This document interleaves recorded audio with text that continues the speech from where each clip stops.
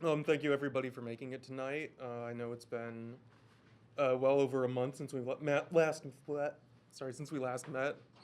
I'd like to call to order this meeting of the Bloomington Historic Preservation Commission. So, can we get started with roll call? Okay. Duncan Campbell. Karen Duffy. Here. Elizabeth Mitchell. Here. Ernesto Castaneda. Here. Daniel Schlegel. Virtual, seen there. Sam DeSaller. Here. Reynard Cross. Jack Baker. Here. Jeremy Hackard. Here. Melody Dusner. Okay. All right, so first order of business, election of offices. And I know we are down a few people, so if you want to vote for offices for the year, you can do that. If you want to vote somebody in as an interim, you could also do that. But do we have any volunteers, more importantly?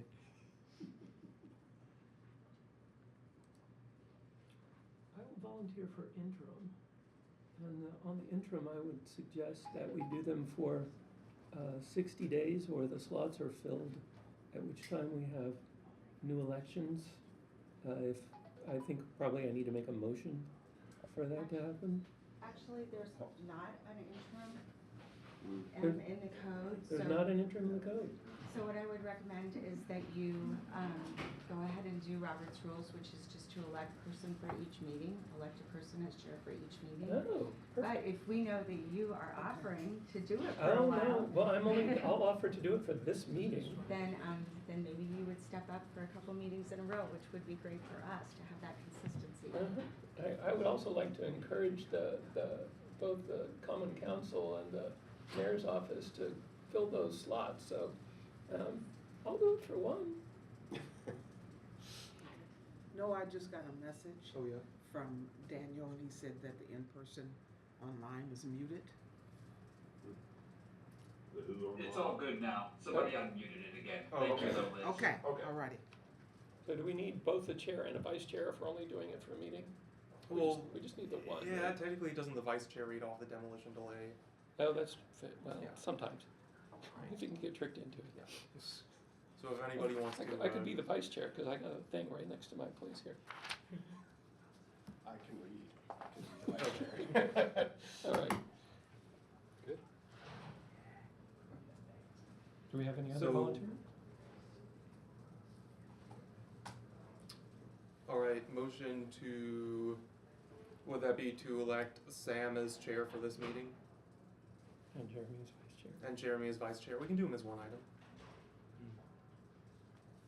Yes, if a member would like to make that motion. I'll make that motion. Yeah. I put second. This is nepotism, isn't it? Bear with me here. I printed out an extra sheet just for this. Okay. All right, so, Sam, you made the motion? Okay. And?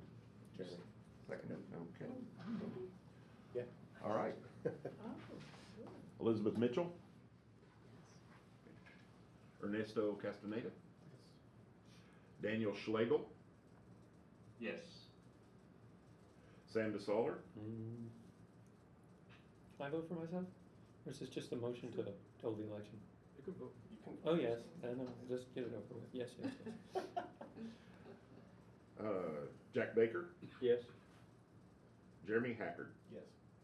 Okay, motion carries 6-0.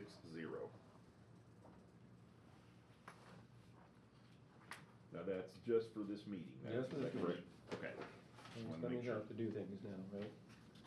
So I need a motion to approve the minutes. I make a motion to approve the minutes. Okay. Do I have a second? I second Would you call the roll? Okay, and you said. that. All right. Elizabeth Mitchell, Yes. Ernesto Castaneda, Yes. Daniel Schlegel, Yes. Sam DeSaller, Yes. Jack Baker, Yes. Jeremy Hackard. Yes. Motion carries 6-0. All right, so we're up to, you don't have any staff review this time around, right? No. All right, so we're up to commission review, COA 2501. Now, the petitioner here is Vera Flock, and she had mentioned that she may not be available till after 5:30. So And then I put them in order of first come, first serve, so. I'm happy to bump that. We wanna, Okay. we'll bump that until she arrives, so COA 2502, 329 South Maple.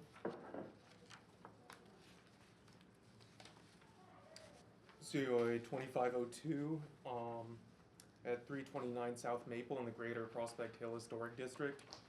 The petitioner is Chris Sturbaum, and the request is for the replacement of a damaged limestone sidewalk with concrete along a 52-foot length of sidewalk fronting the property, which is an altered L-plan cottage circa 1900.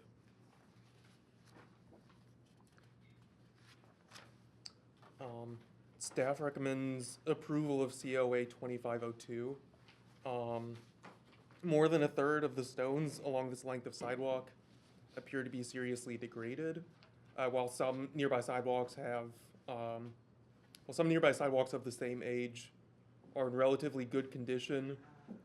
This stretch is in remarkably poor shape.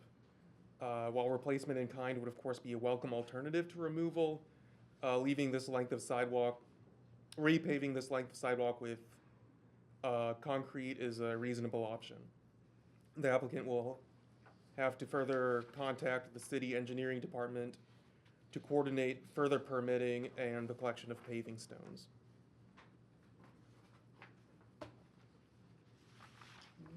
Is the petitioner here? I'm here. Hello, petitioner. Do you have anything to add? Well, I kind of do. This is an important change for us. I'm sorry, what? Do you want to come sit?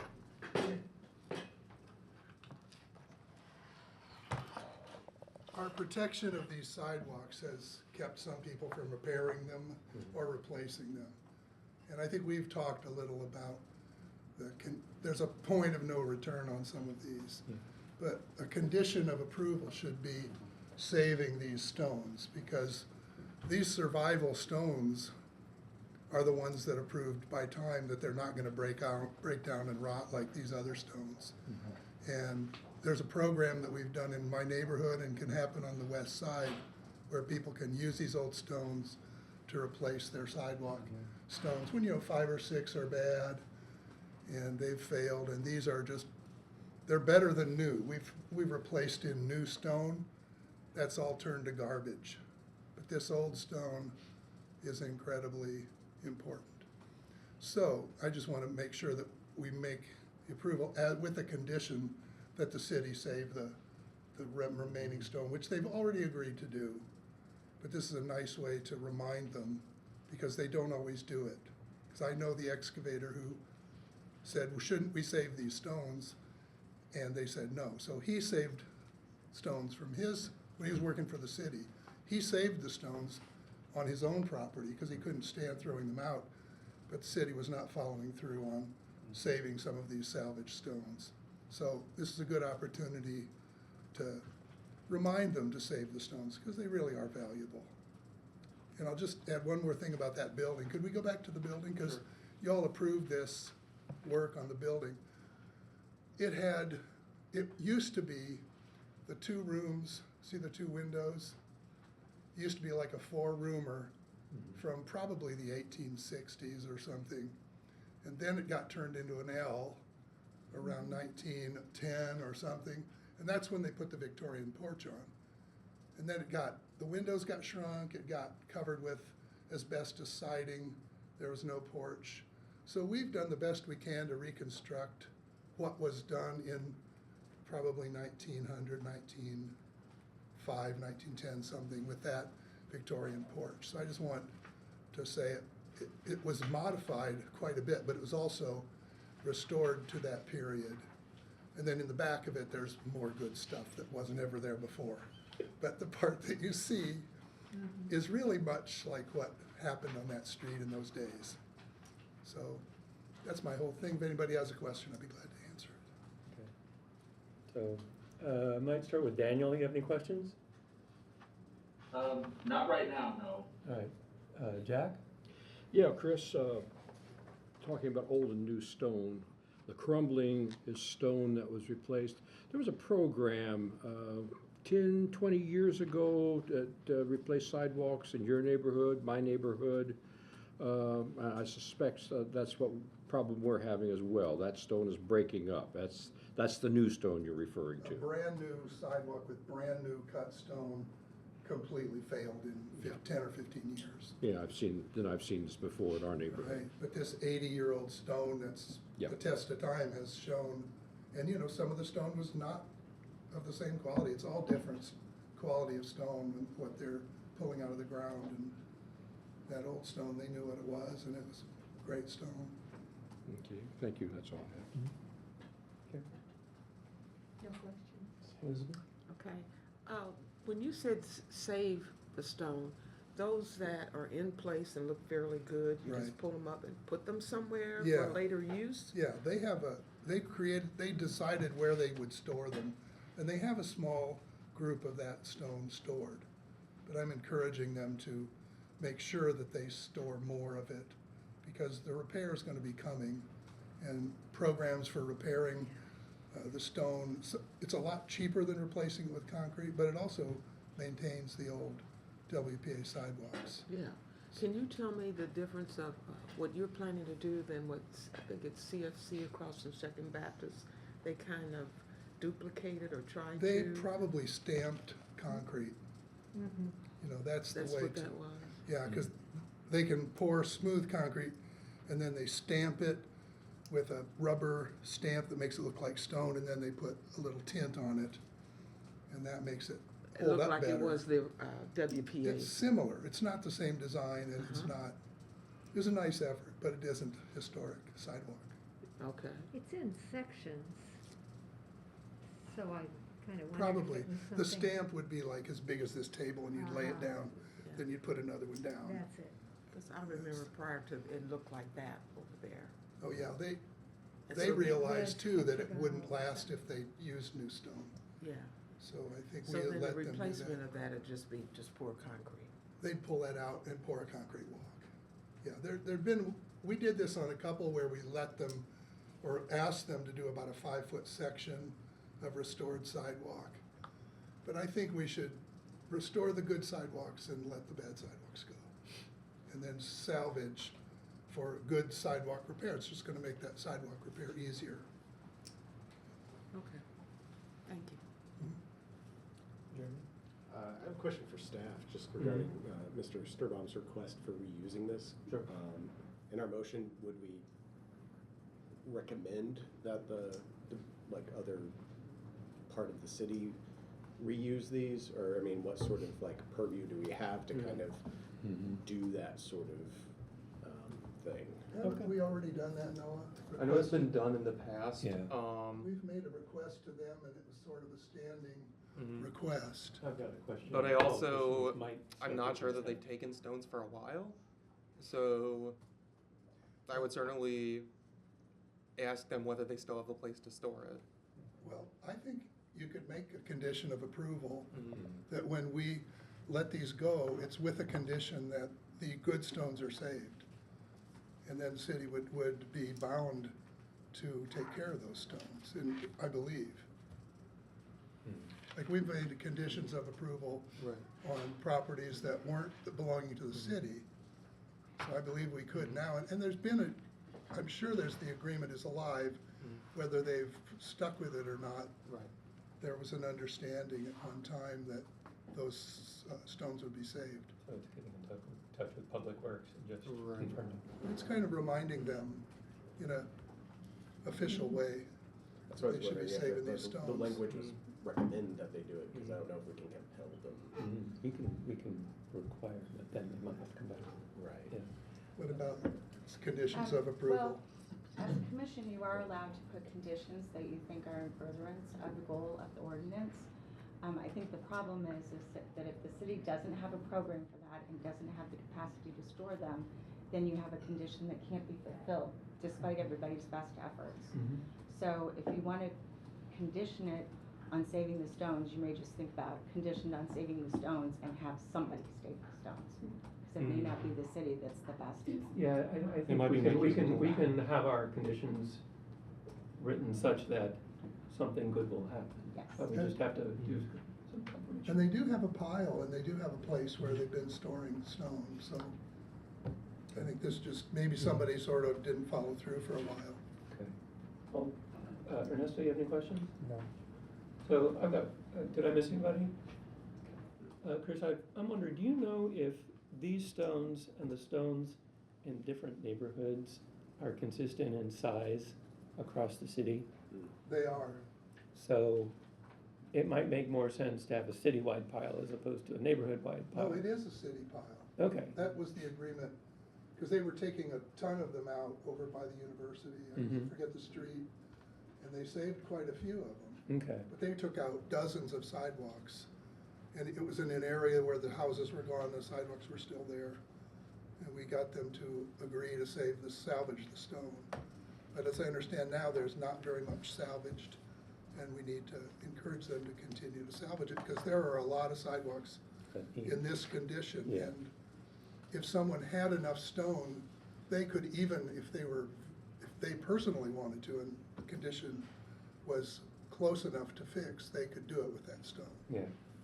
And we're even thinking of a program, in the neighborhood where they can get a grant to do X number of these stones, and that having the stones available for nothing will make the grant and the sidewalk repair work.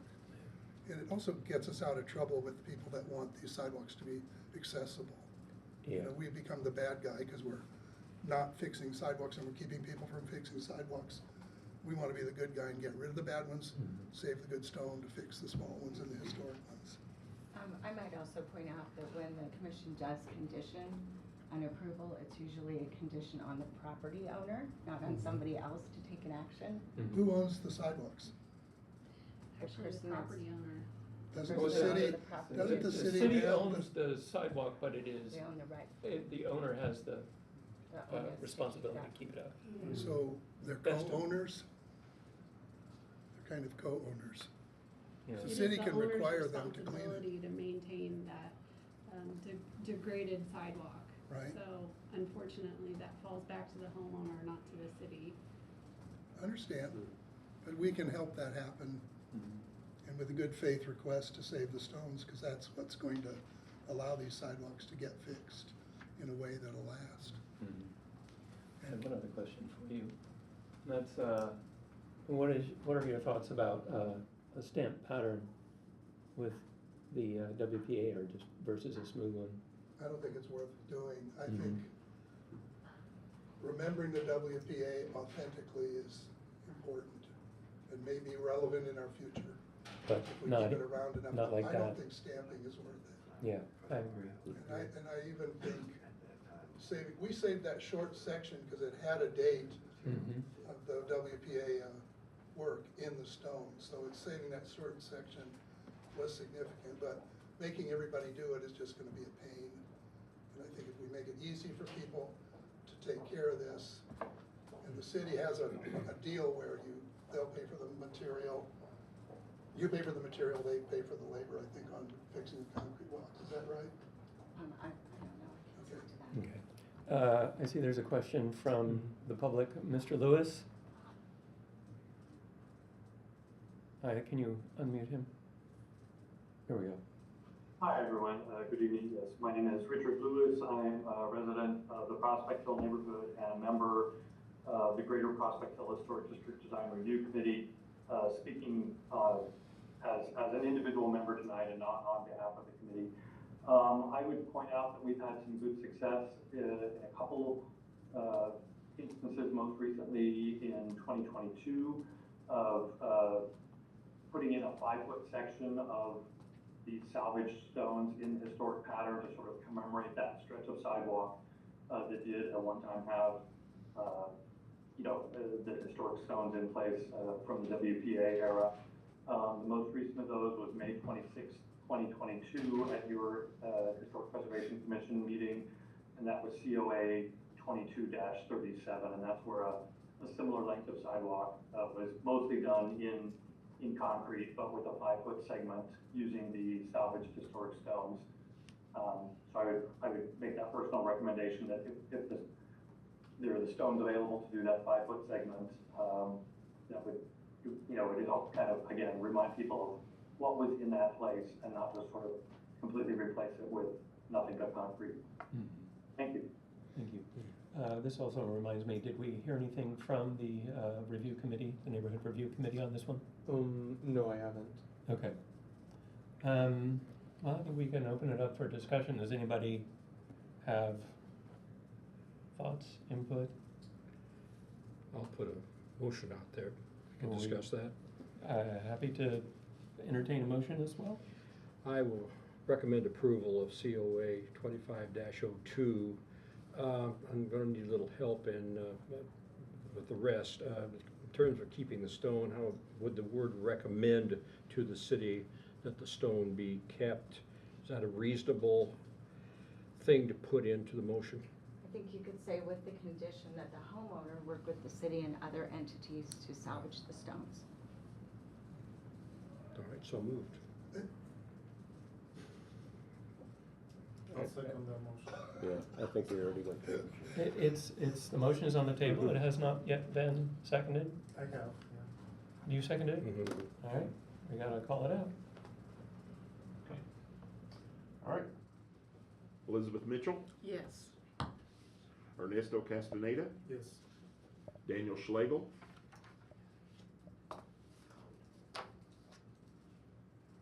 Looks like we might have lost. No, He's he's muted. there. He's There he is. Yes. I think we got a yes from Daniel. Okay. Sam DeSaller, Yes. Jack Baker, Yes. Jeremy Hacker. Yes. Motion carries 6-0. You have a comment?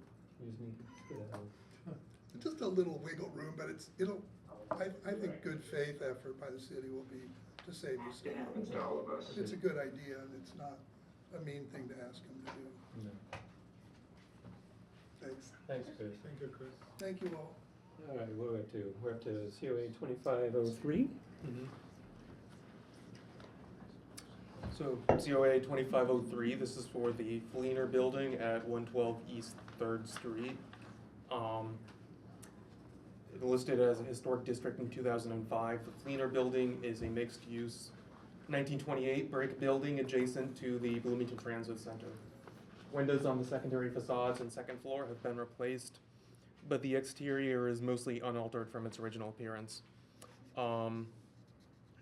The request here involves some exterior changes to fenestration,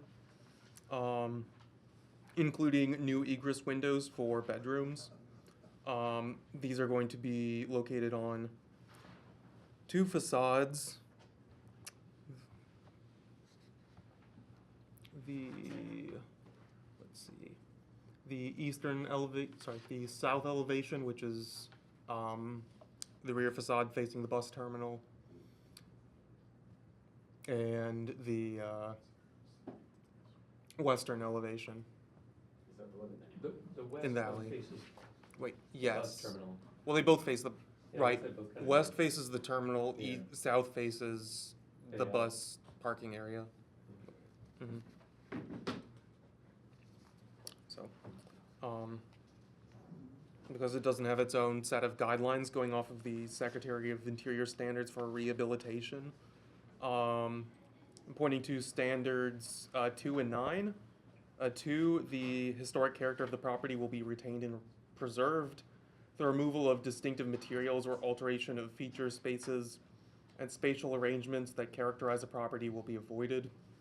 And 9, new additions, exterior alterations, or related new construction will not destroy historic materials, features, and spatial relationships that characterize the property.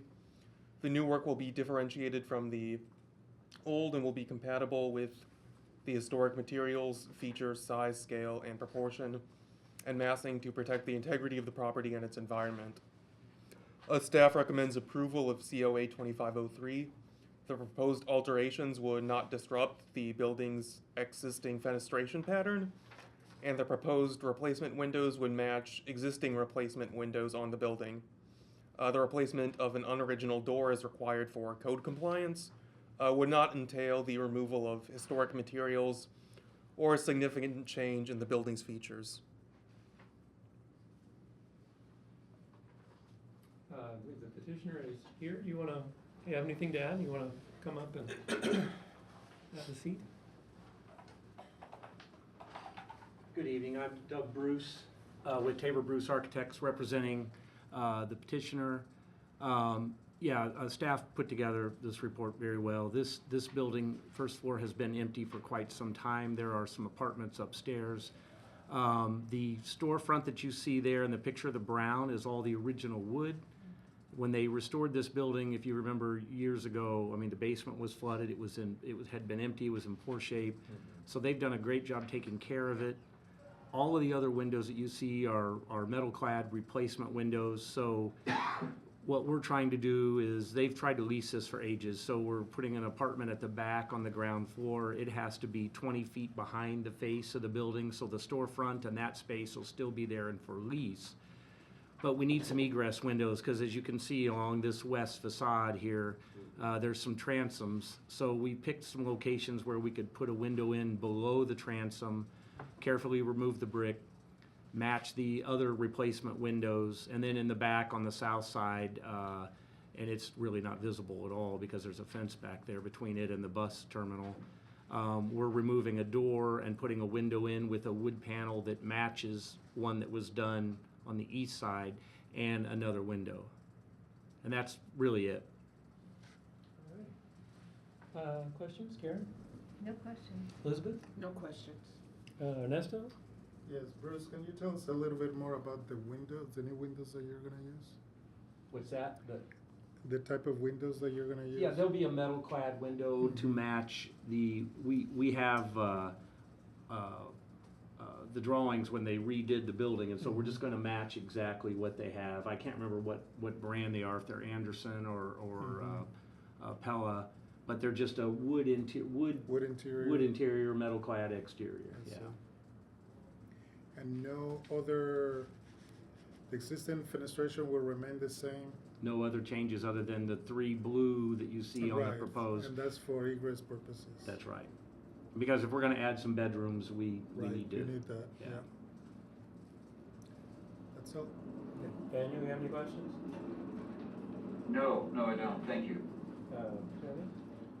Just for clarifying for me, the side that faces East 3rd Street, nothing's being done on that? Nothing, no. Okay. Jack, questions? Yeah, on the back, on the south side, it looks like, is that the door we're talking about, sort of left center? Yes, so there was a door there now. It's a storefront, that one may be just a metal replacement door. And so we're removing it and putting a window in its place. And then we're going to put a wood panel below the window, because that's what they did on the east side. I was gonna try to reuse the brick and fill it in, but on the east side, they've got the same wood panel, and so we're just gonna match that. Okay. Thank you.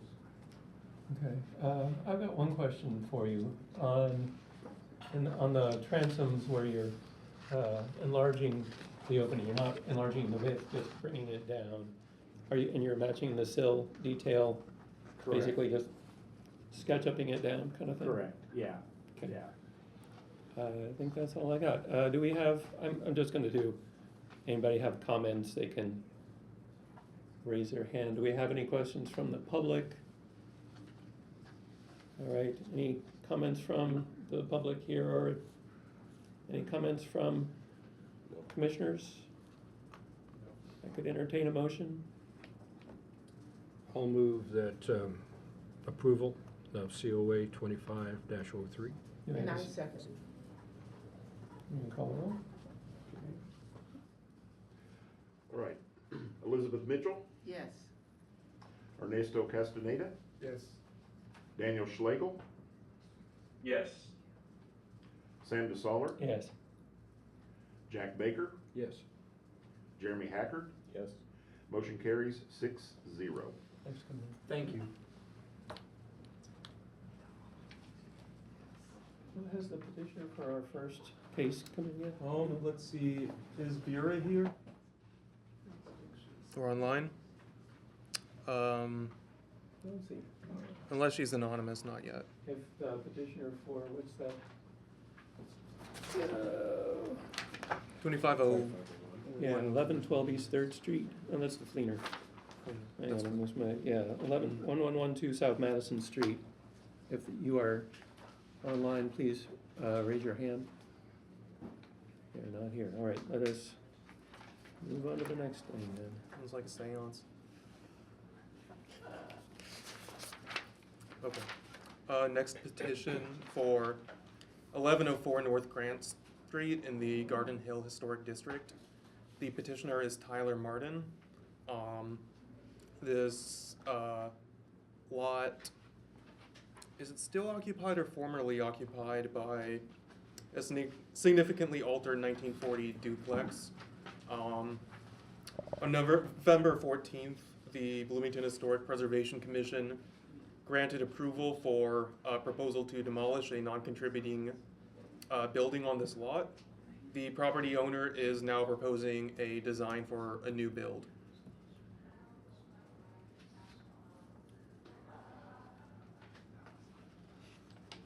I also have a copy of the blueprints that I can pass around. That's more legible. Hold on. Mhm. Okay, it's very good.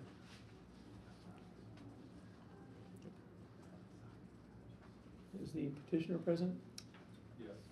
You wanna come up, have a seat? So, the staff recommendation is to not recommend approval of COA 2504. New construction on a corner lot presents challenges because both the primary and secondary elevations will contribute to a district streetscape and will have to be considered. The overall massing of this design is significantly larger than other buildings in the context of both the block and the district, particularly contributing buildings on the block of North Grant. Some non-contributing buildings in the district approach the size of the proposed build, though these were built before designation. There are also some multi-story contributing buildings, including a number of 1.5-story bungalows, as well as a duplex at 1213 North Washington Street and 1200 North Walnut prior to its alteration in 2012. One contributing building at 312 East 17th Street approaches the site coverage of this proposed design with a differentiated rear addition that is minimally visible from the street. And the total mass or massing of the new building's parts should strive to be characteristic of the neighborhood context. The owner also sent me a map pointing out some buildings that approach either the height or footprint of what's being proposed. 312 East 17th Street is the one that I had mentioned earlier. That's a contributing site. I believe, I'm trying to remember what that looks like. I believe the back has essentially a ranch that's been added on to an earlier 20s house.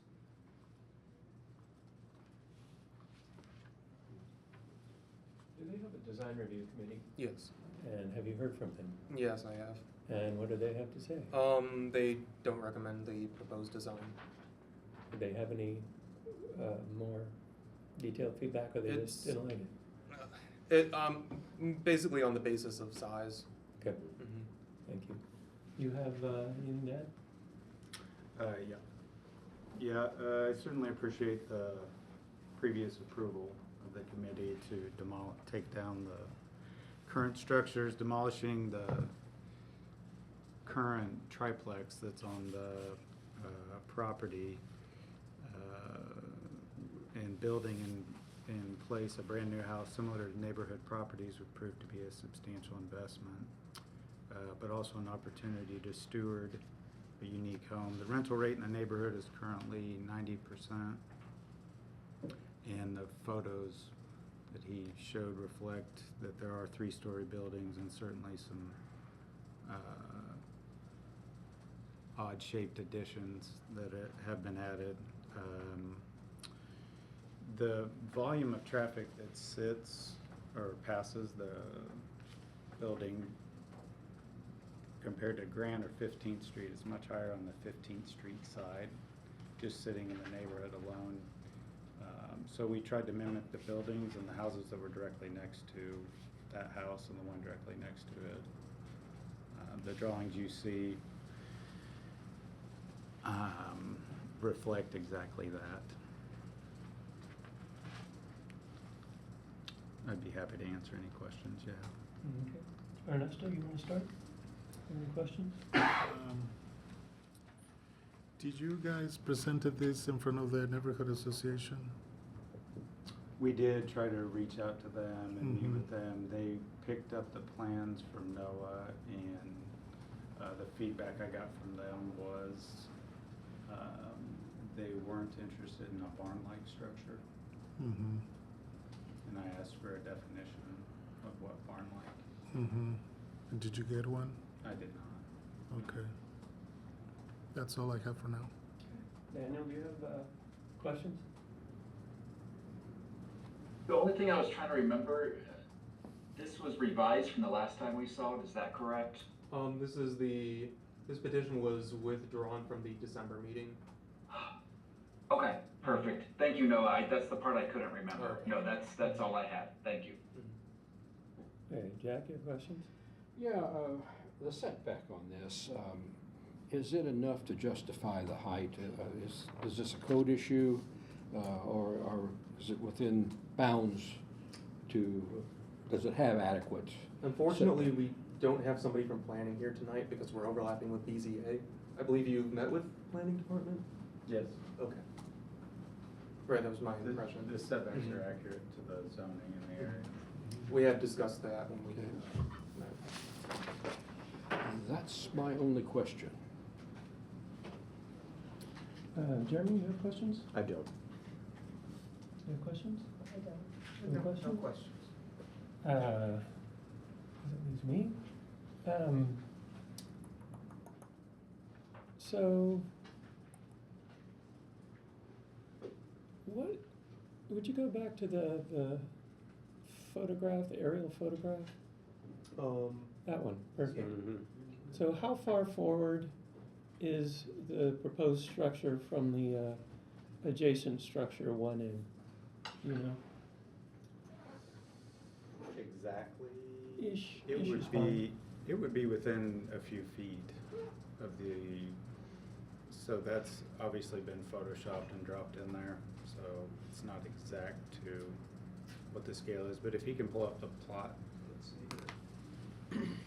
You can see a little bit of the building next door to the right. So it's actually pretty spot on as far as setback from that street. That's helpful. Okay. Okay. Oh, somebody raised their hand online, actually. Okay. And Vera is also. And Vera's here. Admitted. All right, you want to go to the iPhone? Hello. Would you tell us who you are? Hello, this is, my name is Ernest. I'm actually Tyler's partner. Unfortunately, I am out of town, or I would be at this meeting with Tyler. But when we started the process for, finding the build that made the most sense, we had a kind of a list of, criteria, and we started really by basically sitting in front of the buildings on 15th Street, and I've got the instant street view of what that looks like, because Grant is such a tight street, especially with the parking that sits on Grant. Mm-hmm. Do you have a way to pull up the actual street view, Noah? Yeah, I'm just gonna have to switch over to maps. Let's see. And part of the reason it's so large, there's two reasons that it feels larger than it probably really is if you go by square footage. The setbacks on a corner lot, obviously 15 foot on each side on a 50-foot wide lot makes the size, quite challenging. And it makes it a little deeper than, we perhaps would have liked if we were able to go to like a 30-foot wide build, like some of the ones next door, but with the setbacks being the way they are. And then on top of that, we wanted to have off-street parking and garage parking, just because we feel like it's something that's needed in this neighborhood. So that's one of the reasons that this build, feels like it's large, but it's, it's a 2-bedroom apartment on top of the garage. So essentially it's a single family home with a, garage behind it and then a small 2-bedroom apartment above that garage. But what I wanted Noah to pull up, if you could, is if you sit on 15th Street in front of that corner of 15th and Grand, we mirrored the two builds directly to its east, in basically that, traditional, big covered porch, fairly skinny build and kind of fitting with the lot dimensions. A lot of these lots are 50-foot wide. Ours tends to be a little narrower because of the corner setback. And then, so that's what leads to the look being a little bit, larger looking because of the length, but in terms of square footage, it mirrors the ones next door.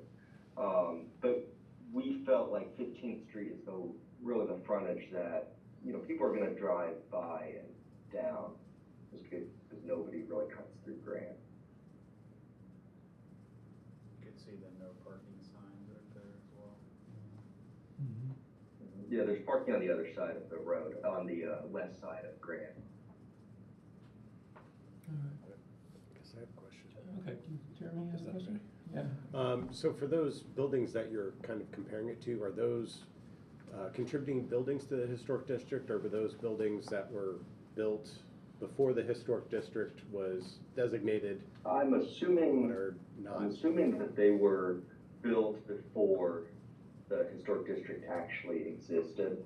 Mm-hmm. And then it also mirrors a lot of the builds on 16th Street right behind us as well. So directly behind this build and a couple to the east, there are a few more examples of kind of what we were trying to emulate, but they are, newer builds, basically. Yeah. Following the same newer builds that have been put in. Okay, thank you. All right. I think we can go around and do comments. Karen, you want to start? Well, I guess my first comment would be that emulating a non-contributing building is not desirable for an historic district.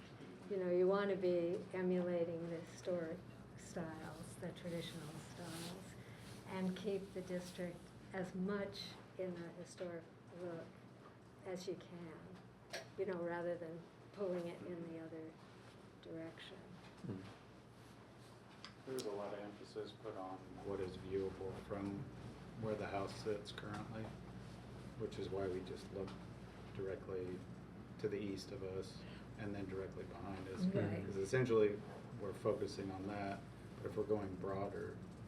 Right, I understand that, but becoming a district changes that in a particular way.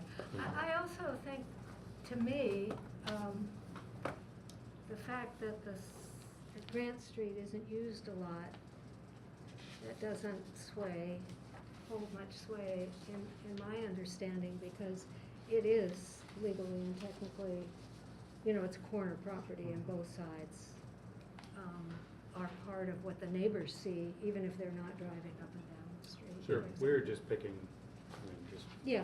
Like if you're standing out there looking, this one looks like it would be built with how the neighborhood was built, facing this direction. Okay. But that makes sense. I understand your thinking, but Okay, that's all. Jeremy, do you have comments? I agree with what she said. Yeah, same here. Ernesto, you have comments? Yes, it was very helpful to see context. My first impression was the same, that it felt too big, but it seems like you have neighbors close by that are scale-wise, they're somewhat similar. So that was my first impression. The second is that I agree with Karen, is contextually, this house doesn't fit with a traditional historic district. This house has details that you guys, I'm sure, were careful in putting them in. However, it doesn't represent a historic district. I can see here that there is some kind of a brick veneer just on the front, what you guys consider to be the front of the house. The lot is a corner lot, so legally, by zoning standards, it has two fronts because it's a corner lot. So those two needs to be addressed. Specifically the brick veneer. Yeah, I see in your rendering here, yeah. I mean, traditionally, the detailing would be much simpler, just because it's, much, I can see here. To be clear, this rendering is one of the Sir, examples can you that we let, had sir, created. sir, Oh, sir, oh, sorry. can you let the commissioner finish his comments, and if you would like to make comments afterwards, we'll get to you. Thank you, Sam. Sure. Thank you. Thank you. So, scale-wise, it seems to be now justified. I think you guys need to work a little bit more on how contextually this house integrates with the rest of the neighborhood. I understand you want to maximize the surface that you can build on, but there is a challenge on the architecture. That's all I have. Thank you. Thank you. I think I'm gonna do all the commissioner comments, and then we'll get back to the others. Jack, do you have a comment? Yes, I have several.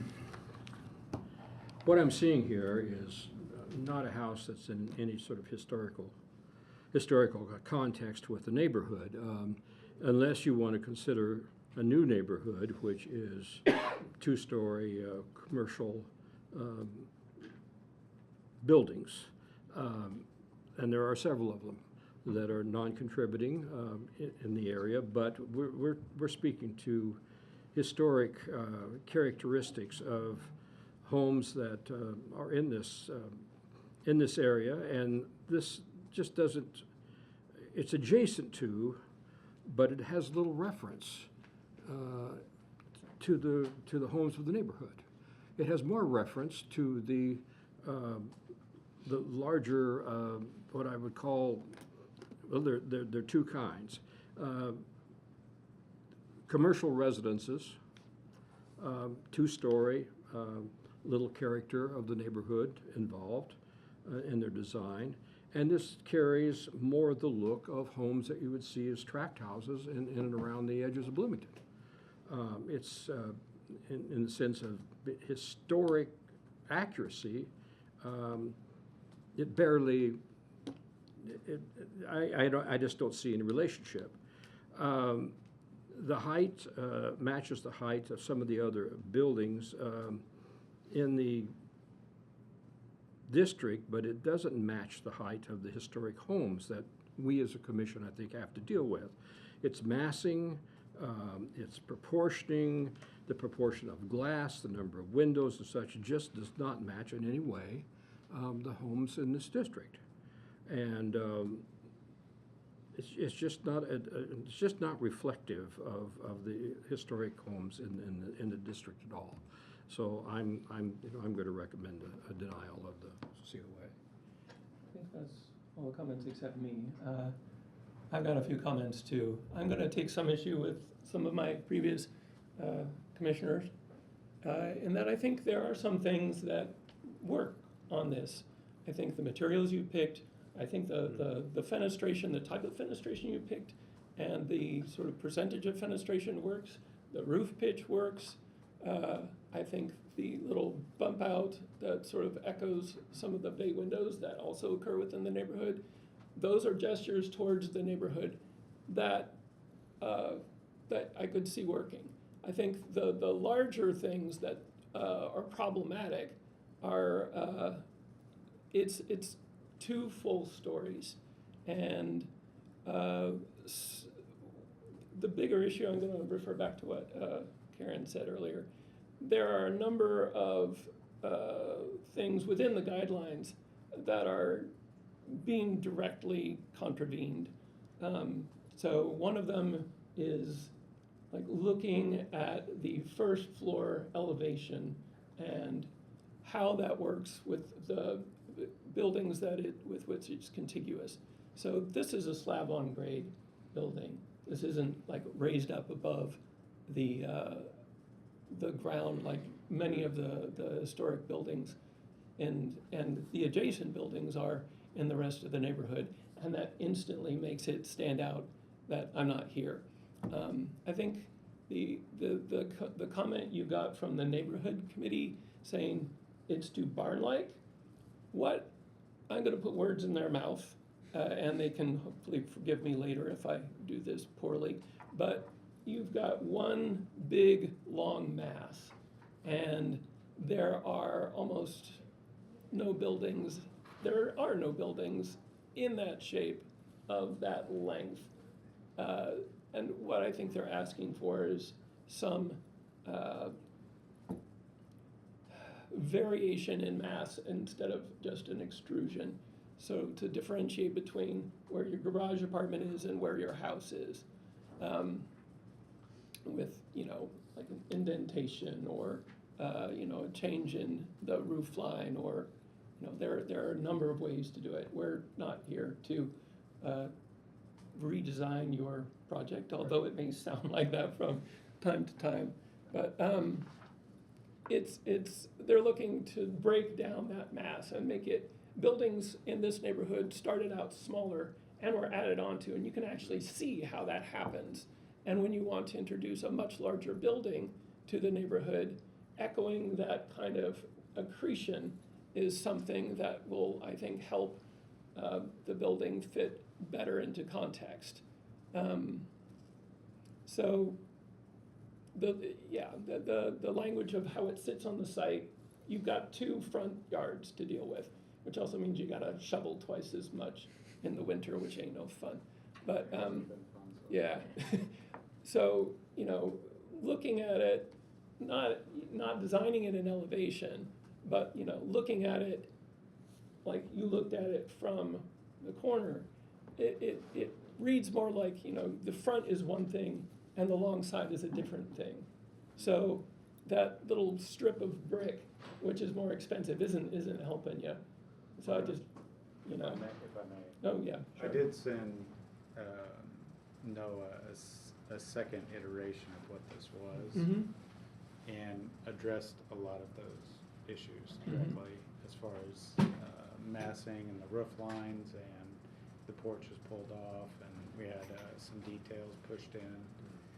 But at that point, the lot layout was not paid for and finished by the architects in time to get to committee approval. So we pushed forward with this one, primarily to get feedback, hopefully to get an approval over what Noah's recommendation was, but also directly addressing a lot of that stuff. So he may even have that to show, if you're open to it. But I mean, we're happy to look at it.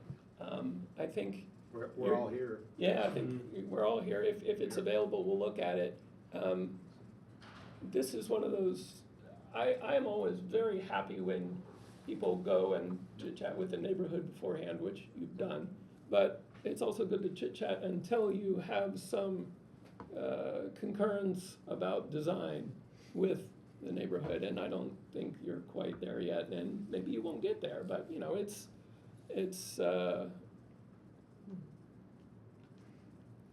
it might need a little bit more back and forth.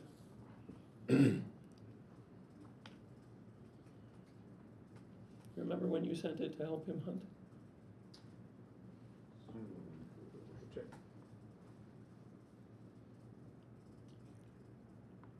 So, may I? Sure, go ahead. Maybe- November 29th. May 29th. Okay, I see. Maybe it would be beneficial for them to do a much better presentation next time, in addition to our comments tonight. I'm not gonna argue that. But, you know, if we do have an image. Just so that you guys have more time to prepare and present this once again. So do you not wanna look at this? Well, could we even consider it if it wasn't submitted by the deadline? No, I mean, you can consider it, but, I mean, and we can, I'm just looking if you more would for like to make a feedback. motion. I originally reached out to Noah to try to meet with you outside of this, just to get Mhm. feedback on what we were Mhm. doing and what we had. Yeah. And somehow that didn't come together. But if you're on a time constraint, I understand. Yeah, I I mean, don't we've had necessarily trouble hold getting you. quorum, Sure. so that's been an 100%. issue. Maybe something that would help you is addressing, Sam mentioned some of those issues. It's a slab on grade. That just doesn't happen in a historic district. Houses have to be elevated, so that means it's on a crawl space.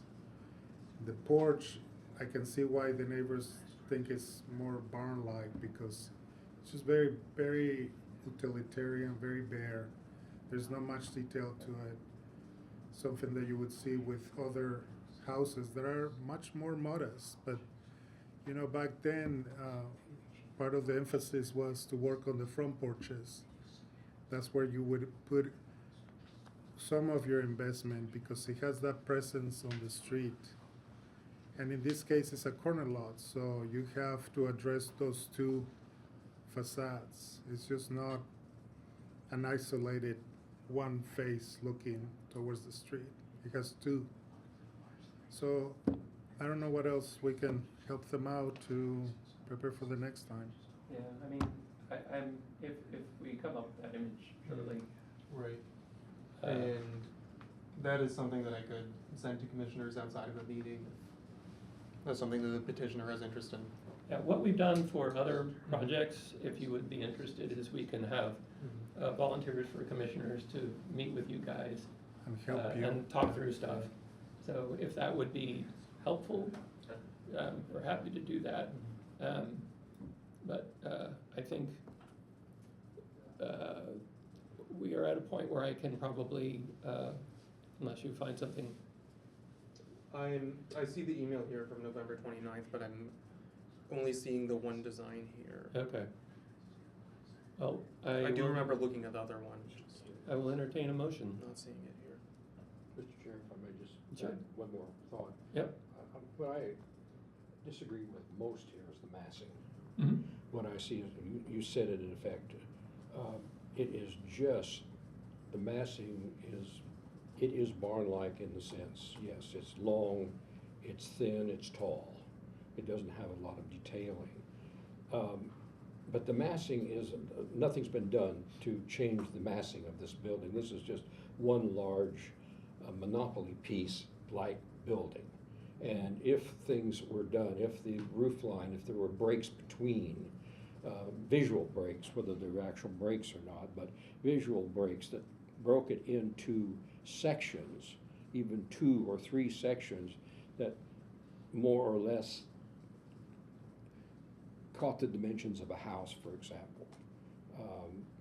And it was not perceived as just one large monolithic building, but had more of the character of houses in the building, in its look.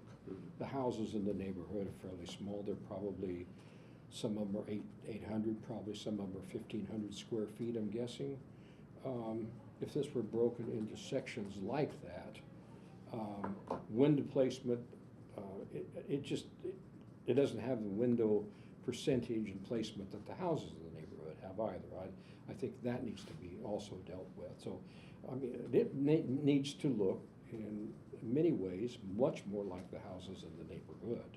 And at present, it's, you know, we don't argue with materials and such, but it just doesn't have the historic character that we as a commission are put out there to kind of draw from these new constructions. Any other comments?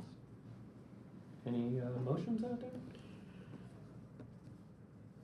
I can put one on. That's where we are. Mine would be a motion for denial of COA 25-04. Motion's out there. Do we have a second? I second.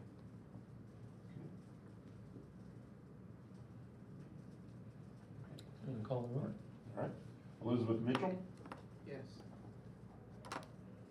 Ernesto Castaneda, Yes. Daniel Schlegel. I think he's left the meeting. I didn't see him. I don't see it. Okay. Do we still have quorum? Yes, we do. Yes. Sam DeSaller, Yes. Jack Baker, Yes. Jeremy Hackard. Yes. Okay, motion to deny carries 5-0. So we are happy to work with you, Mhm. but get with Yeah. Noah and we will, I'll try and yeah, I'll send see out you some all. emails and we'll get some volunteers it, and, no, we can work through We'll this. figure it out. Okay, yes, you're Yeah. in now. Yeah, he's got everybody, so. Thank you for doing it. We do have Vera here now.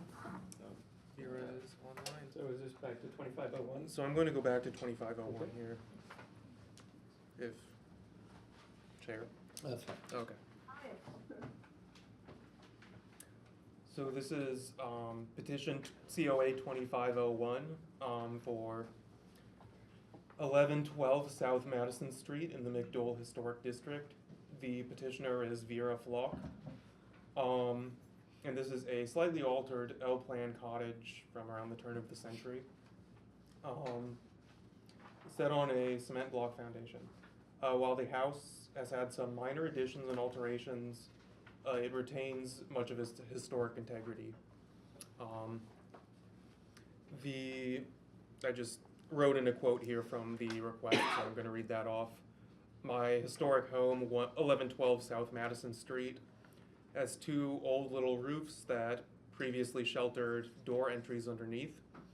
The two doors have long been closed, however, and are not in use. I would like to take the two roofs down. They do not serve a function and are aesthetically unappealing and cause additional work when painting the house. One of the two roofs can be seen from South Madison Street. The other one is in the backyard and cannot be seen from South Madison Street. Behind the vegetation underneath the two roofs, which you can see in the pictures, is only siding material, no doors. There is no realistic possibility to open the two doorways up again. One of them is blocked by kitchen cabinets, and the other one is blocked from inside by a toilet. Cedar siding will be used where new clapboard is needed. Staff recommends approval of COA 2501. The proposed removal of two awnings, one at the rear of the house and one on the southern projection near the rear of the house, would not have a significant impact on the building's appearance or historic character. The McDowell District guidelines take a liberal view to such minor alterations. This is McDowell Gardens? This is, yes, Or McDowell Gardens. Okay. Did they have any feedback from the I had neighborhood? not heard feedback. Okay, thank you. Questions? Oh, actually, do the petitioners here, do you have anything to add? No, I'm happy to answer questions, but that sums up my request. Yeah, thank you. Thank you. Ernesto, questions? Yes. What is the plan for if your petition is approved? What's the plan for once you remove those awnings to replace, to patch the walls? Do you have a plan for that? Are you planning to replace it with just the same materials that you have adjacent to the awnings? That's in the packet, I think. She's muted. Oh, she's talking but muted. Why does they keep muting people? I don't know. Okay, now I'm unmuted. Nice. Yes, Yes, thank you. You Yes. Yes, there. Okay, wonderful. Well, right away, you asked when I would do this. I mean, right away, I'm in the process of painting the whole house. I've painted, nearly finished painting 3 sides of the house and just need to finish the south-facing side. And my goal is when I paint it, then in that context, I would take down the roof and then replace the siding materials and then paint it all to look uniform, the same yellow color. I'm not changing the color, I'm painting it in the same color. Yes. Yes. So the goal is to finish the paint job within 2025, and then, in that context, when I get to that spot, I would also replace the siding material. What is the plan for the vegetation, the plants that you have on the walls? You can, it's growing on a trellis, so, and the trellis is sitting on like this. So you can actually, what I've already painted in one area where there was vegetation, you can just lift the whole trellis, bend it over, and then once you're done painting, lift it back up, and it doesn't bother the plant. I see. So the plant is actually not growing on the house, it's growing on a trellis. I see. I see. That's all I have. Thank you. Elizabeth, you have questions? I answered. You have questions? Yeah. Any questions? No question. Any questions? Yeah, my first question is for commissioners. The small roofs, are they typical of that era or that architectural design? They happen. I don't know. They happen. Sometimes they do, sometimes they're added on later. Looks like these are added on to an addition. The addition is probably historic to the house now at this point. Like Sam said, huh? It's older than 25 years, so. I mean, like Sam said, you'll find them. They're not, I think, defining or distinctive of this style of house. Okay, thank you for that. And did we get an answer on closing in once the roof is taken off and closing with what the similar materials? Yeah, that's in the packet, actually. That's in, okay. Yeah, All right. they're matching the siding and they're using cedar, I believe. No more? Yeah, cedar. No more Cedar questions? siding. Cedar's great stuff. Jeremy, you have any questions? I do not. Anybody have any comments from the public or commissioners? I think McDowell Gardens they're very flexible. Yeah. Yeah. And I don't think they would have any problems with this. I own some property in McDowell Gardens, I don't have any problem with it. It's a minor removal. It's minor. But do I have a motion then? I'll make a motion I'll second. to approve COA 25-01. It's like a blank check. Yeah, I second whatever he says. Fast motion. Would you call the roll, please, Ed? All right. Elizabeth Mitchell, Yes. Ernesto Castaneda, Yes. Sam DeSaller, Yes. Jack Baker, Yes. Jeremy Haggard. Yes. Motion carries 5-0. Thanks for coming in. Happy painting. Good luck.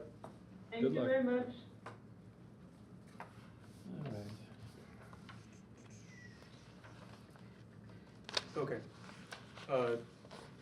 Next we have COA 2505 at 910 North Maple Street in the Maple Heights Historic District. The petitioner is Kaylin Evans. This is who I believe is attending online. This is a lot that is currently vacant except for a non-contributing garage. It's been empty since 2002, save for a 1975 garage at the rear of the lot. In May 2024, a plan for a new build on the site was denied out of concern that the proposed design did not relate to the surrounding contributing buildings in the district, but recommended that the plan was a good start. The project architect has since met with the Neighborhood Design Review Committee to come up with a new plan that better complements the district. I have blueprints here that I can pass around. What? Is the petitioner here? virtually. Yes. Virtually? Mhm. If you can unmute them, we'll see if they have anything to add. Well, I gotta read the staff recommendation Oh, first. sorry, my Yeah. bad. Staff recommends approval of 2505. The proposed outline, design, and footprint for 910 North Maple are consistent with district guidelines and reflect architectural elements from the district's period of significance. Compared with previous plans for the site, the current outline breaks up the mass into different elements that are visually compatible with surrounding buildings. Staff acknowledges the neighborhood comments, which are included in the packet, about fenestration on the north elevation, while additional windows, just a second, I'll have to show that. There you go. While additional windows toward the rear of this elevation would be more compatible with surrounding historic buildings, the bump out near the front third of the facade mitigates the visual impact from the public right-of-way. The lot is in a somewhat unusual position in the middle of a block, but next to a wide alley and a considerable distance from its neighbor to the south. The plan presented is slightly taller than its immediate neighbor to the north, which is approximately 20 feet high, which is a one-story building but possesses a steeply pitched roof. Houses across the street on this block are on a somewhat higher elevation and include a two-story I house. Let's see. So you can see here the bump out that was mentioned.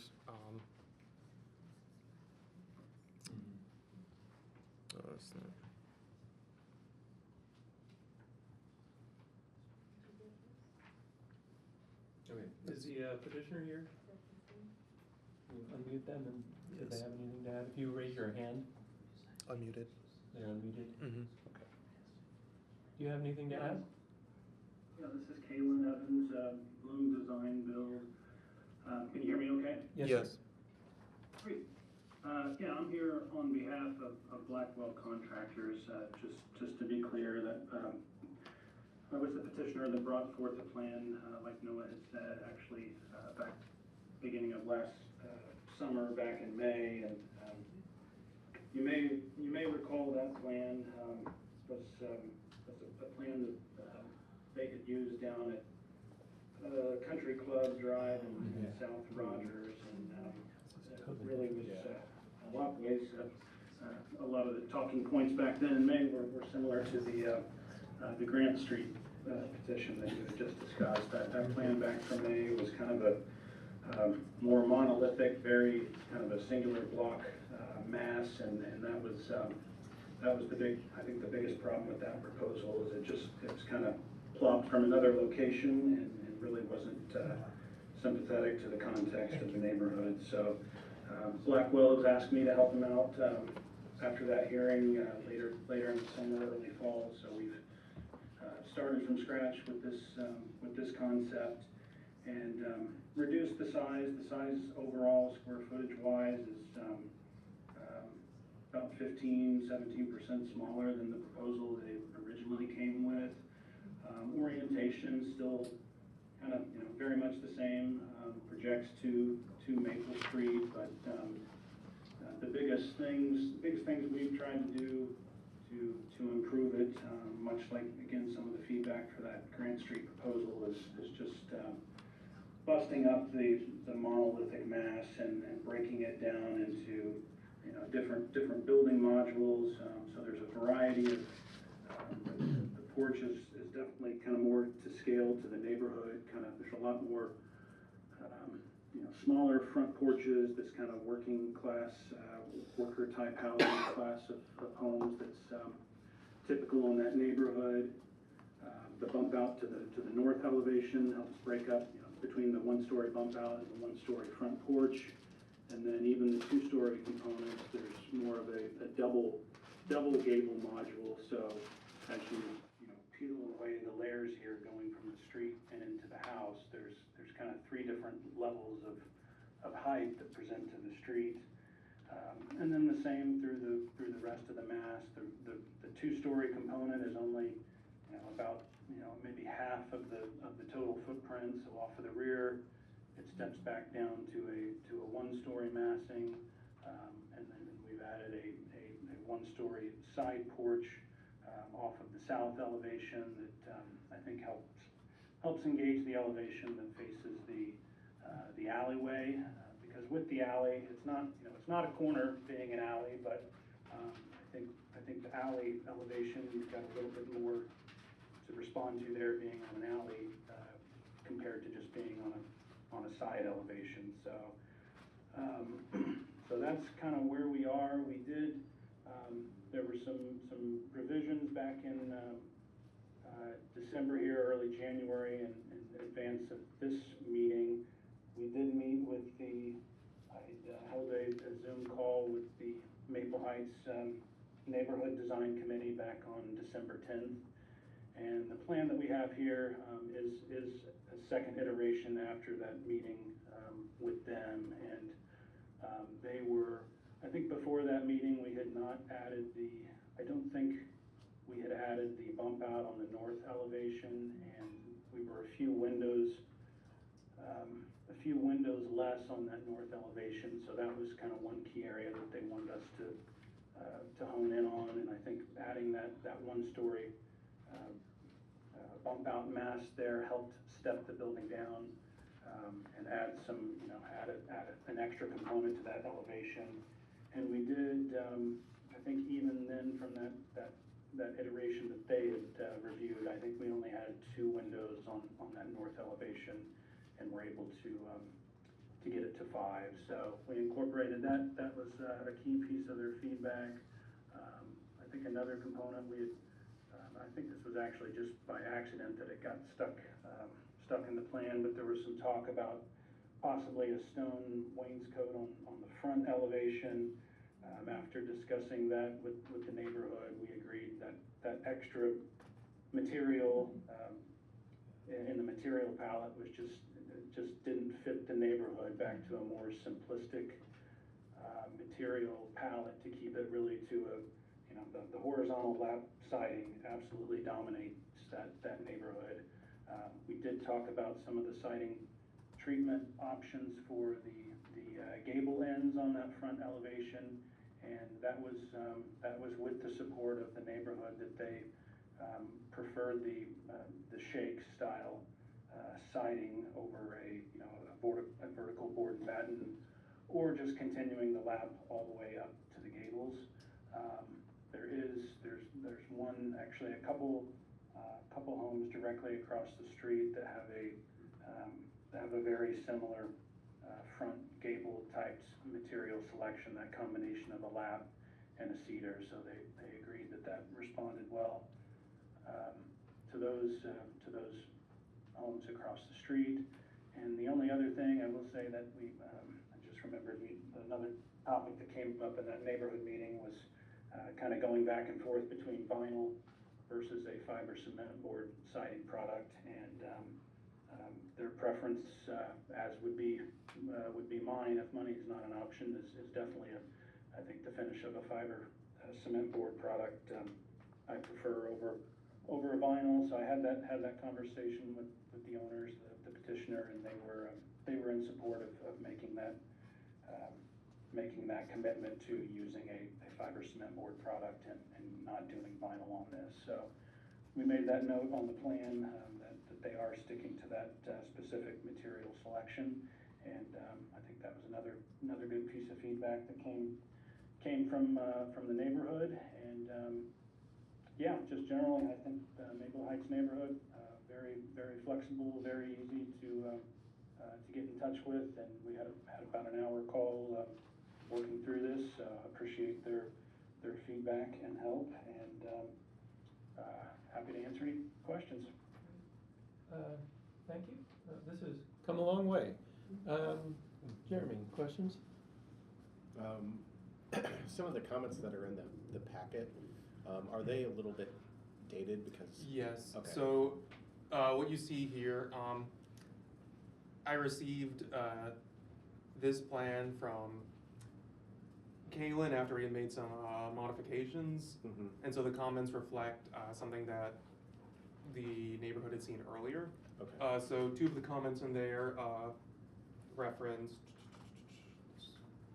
actually really the one that discusses siding and the wainscoting, that one's no longer current. Mm-hmm.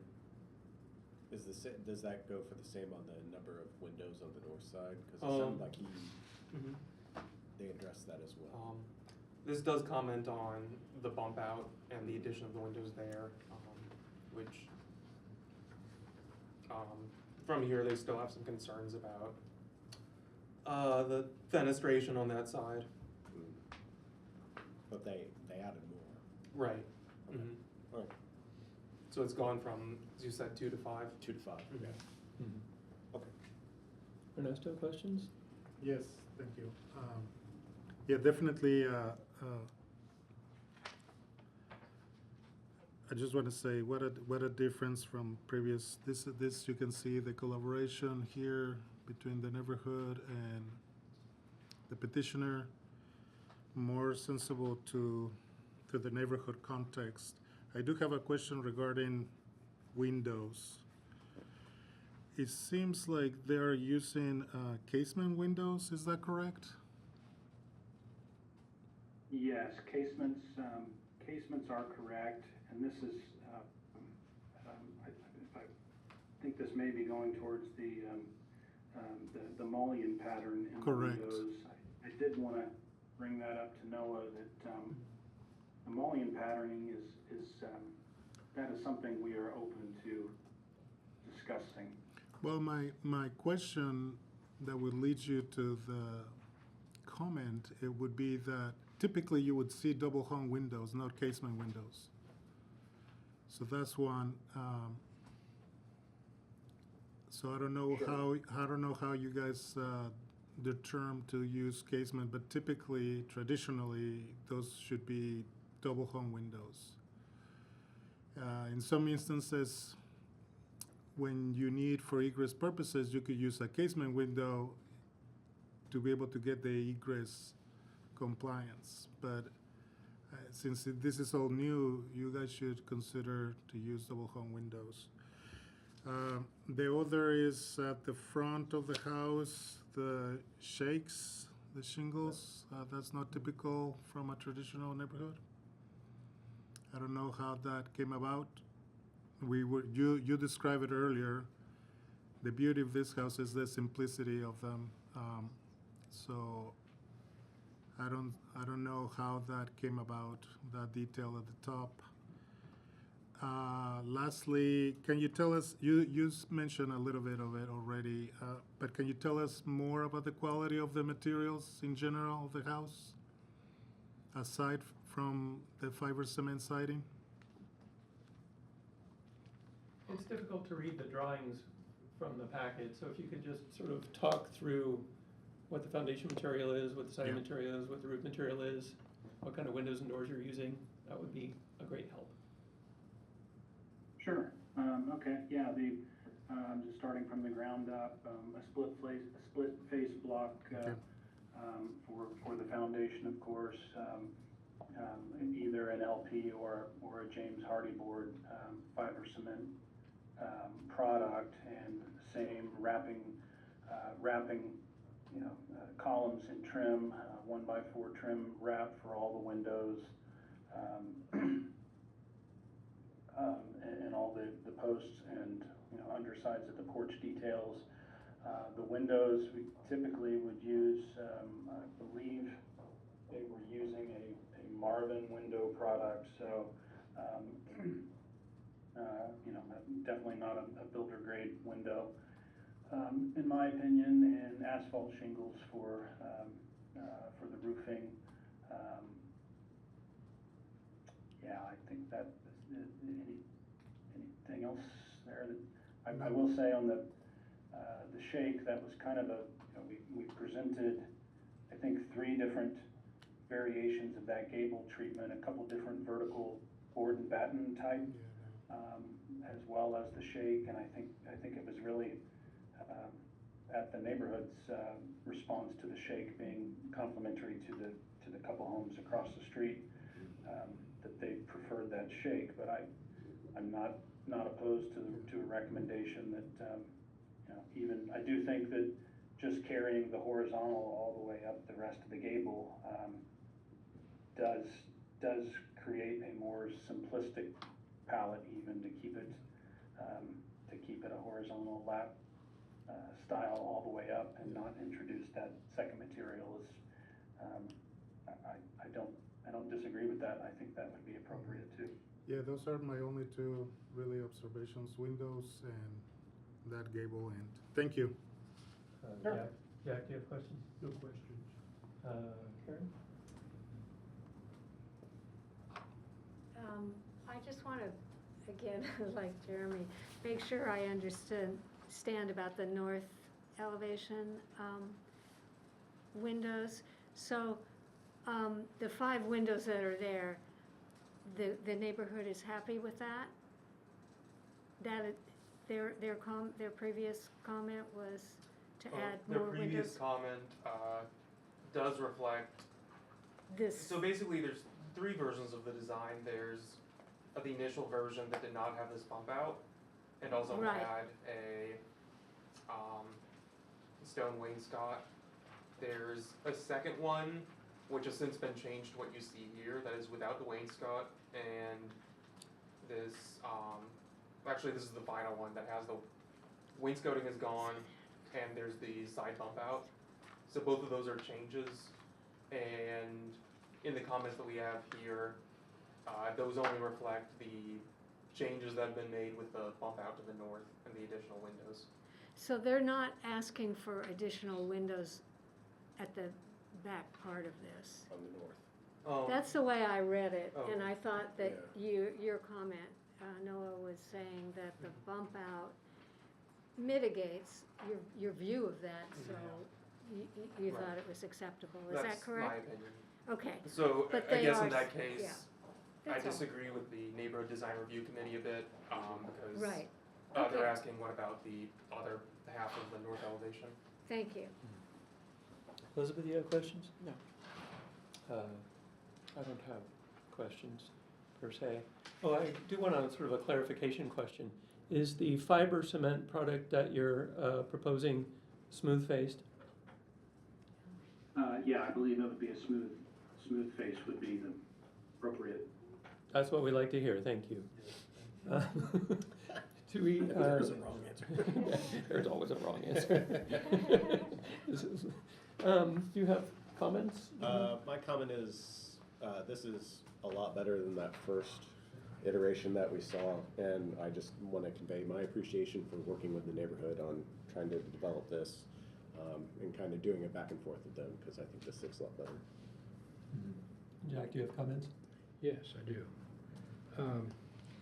I too am just very happy to see what you've done with the massing of this building. What we saw back months ago was another monopoly piece kind of, and I defined it at that time as just a basic block with not much character at all. And we rejected that design. You've come a long way with this, with the massing of it, the breakup, the windows and so on. I want to congratulate you on doing that. At the same time, I would like to encourage you to go further and look at the windows. I think that there need to be more windows for definition and historic character built into several sides of the house. The south, the front. I thought. Let me start with that first. The west elevation, the front. I think you've done a very nice job with that. That has a good proportion of glass. Your roof lines, your massing and such, I think is to be congratulated. But when I rotate the house around, I see some things that I would think would be benefited by having additional windows on the south side, on the north elevation, and on the east elevation. So I'm going to throw in that I would encourage you to do that. Okay. Ernesto, you have comments? Yes, I agree with Mr. Baker. I think the windows, in my opinion, the windows are something that needs to be addressed. As I said, that gable end needs to be addressed. Windows are good to have. I'm looking at the east elevation. It looks a little sad. I think it needs a little help there. That back bedroom could easily have two. I mean, traditionally you would see windows pair center in that bedroom. Bathrooms, great to have natural light and ventilation. There's a bathroom upstairs from what I read here. It would be nice to add another window there. Double hungs is the key. That's all I have. Do you have comments? No comment. Karen, comments? I think Ernesto's right about the windows, double hung, and maybe a few more. But overall, like everyone else, I'm impressed at and struck by the great change from the first iteration of this, and I just commend you for working so closely and so productively with the neighborhood. Okay, nice. Noah, do you think it would be possible to bring up Google Maps of the houses across the street? Sure. I just want to check out the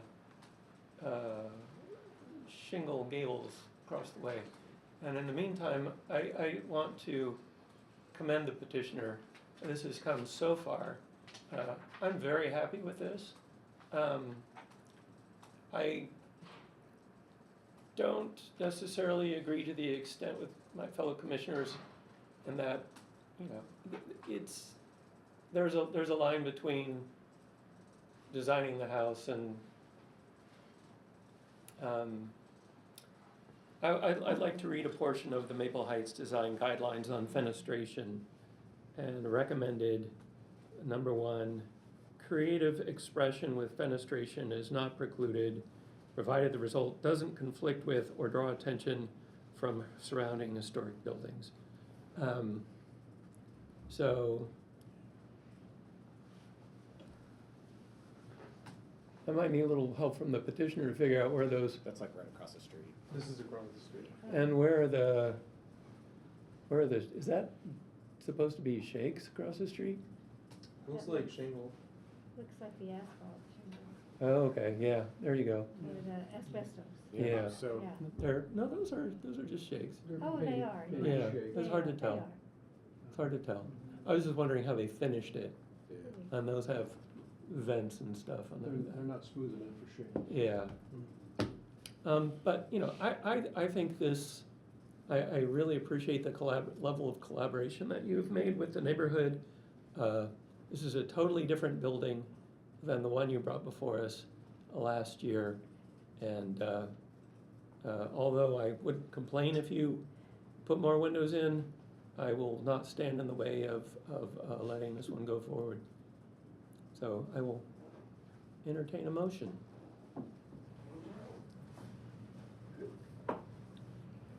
Can we continue this? Do you want to table this to the next one, or do? I think Yeah, please, sorry. Kaylin, will you respond, and then we'll get to what Jack wants to. Thank you. Yeah, appreciate that feedback, for sure, and your kind thoughts. I will say after the December meeting, regarding the fenestrations, the amount of windows, we did kind of feel like we had hit the roadblock on trying to, I don't want to say just load up windows for the sake of, more windows are better, period. But there are, there is just a pragmatic, the elevations are one component of it, but you have to think of the restrictions you've got in plan too, and that's where really, if you go to the next sheet, I think that has the first and second floor plans. There we go, perfect. Yeah, we generally, we generally always try to strive for a bare minimum of 2 windows in every bedroom, with the hope that we get to 3, and sometimes even more. So we've got the rear bedroom on the main level that has 3, the front bedroom upstairs that we were able to get actually 5 into, and then the middle bedroom upstairs that we still get that, side by side 2 windows there. So generally speaking, I think that's pretty generous on bedroom windows. But you get even that back bedroom we had toyed with. We did do another iteration, kind of flipping the closet, and we could have taken the window off the rear elevation and then moved that to the north elevation. But you get to the constraint with a bedroom where you only have 4 walls and you need to have a closet, and then one's an interior wall, and then where your bed, your headboard walls for a bed. Loading another window onto that east elevation, then you're really down to just the one short wall for a bed. So not trying to make excuses, I guess. Just saying that there are there's not you start to get to the point where in order to just be able to plug any more windows in, it gets you've got to start making plan changes, and then that bleeds into making massing changes. So if it were as simple as just another window or 2 here and there, it's one thing. But I do think that you start to open up a can of worms, I guess, of this iteration of the fenestrations that work pretty well. But you start digging into that more, and now the plan starts to change, and we start pushing and pulling a lot more. And I do think, kind of just echoing Sam's comments back to the neighborhood guidelines, is that windows are, the fenestrations, the windows are one component of engaging these elevations, but it's not the only piece of it. I think the patterning, the material, the pushing and pulling of the masses, the height variations, I do think those all have to kind of be taken as a package, not just to isolate the windows. And that's also why I definitely agreed. I sent an email to Noah too, kind of backing up his assertion on the rear portion of that north elevation. The bulk of that is just a 1-story elevation, and it's tucked back behind that bump out that adds a lot of light there. So it starts to get just really hard from a floor plan perspective to plug tons and tons of windows into all four elevations. It seems 1 or 2 of them have to kind of be a dominant primary elevation, and you tend to have 1 or the rear elevation that's kind of a secondary elevation. But I would be, and I think I'm safe to speak on the behalf of the owner, the petitioner, we would definitely be open to a condition with approval that we would do a double hung window here with staff to have the opportunity to look at those windows and approve those. Can I ask Noah a question? Yes. Are there other casement windows in the neighborhood? There are certainly some ranch houses in the neighborhood. I'd have to go back to the street view and look at them. Casements are newer. Are they a newer design? I don't know. They go, I mean, they are associated with different housing styles, and, they go back as far as some of the bungalows go back. It just depends on what style of house you've got. Point of order for me, is his motion to table still I don't think there? he's I didn't made the form- motion yet. I didn't form a motion. I'd like to make a motion then. I move to approve COA 2505 as is. Do we have a second? I second. Call the roll. All right. Second, and Jeremy. Okay. All right, Elizabeth Mitchell, Yes. Ernesto Castaneda, No. Sam DeSaller, Yes. Jack Baker, No. Jeremy Hackard. Yes. Motion carries 3-2. Thank you for coming in. We appreciate all the work that you put into this. Thank you, guys. Much appreciated. All right, take care.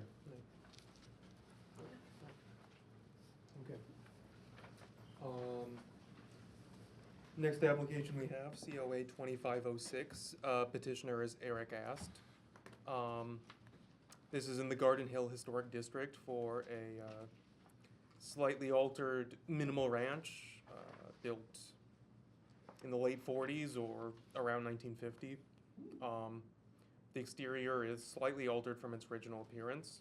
The request is for a raised front patio and a concrete block foundation, removal of the front awning, a 17-foot rear extension, and some changes to fenestration on the primary facade, in addition to a rear covered patio. I'll show you some of the mock-up designs.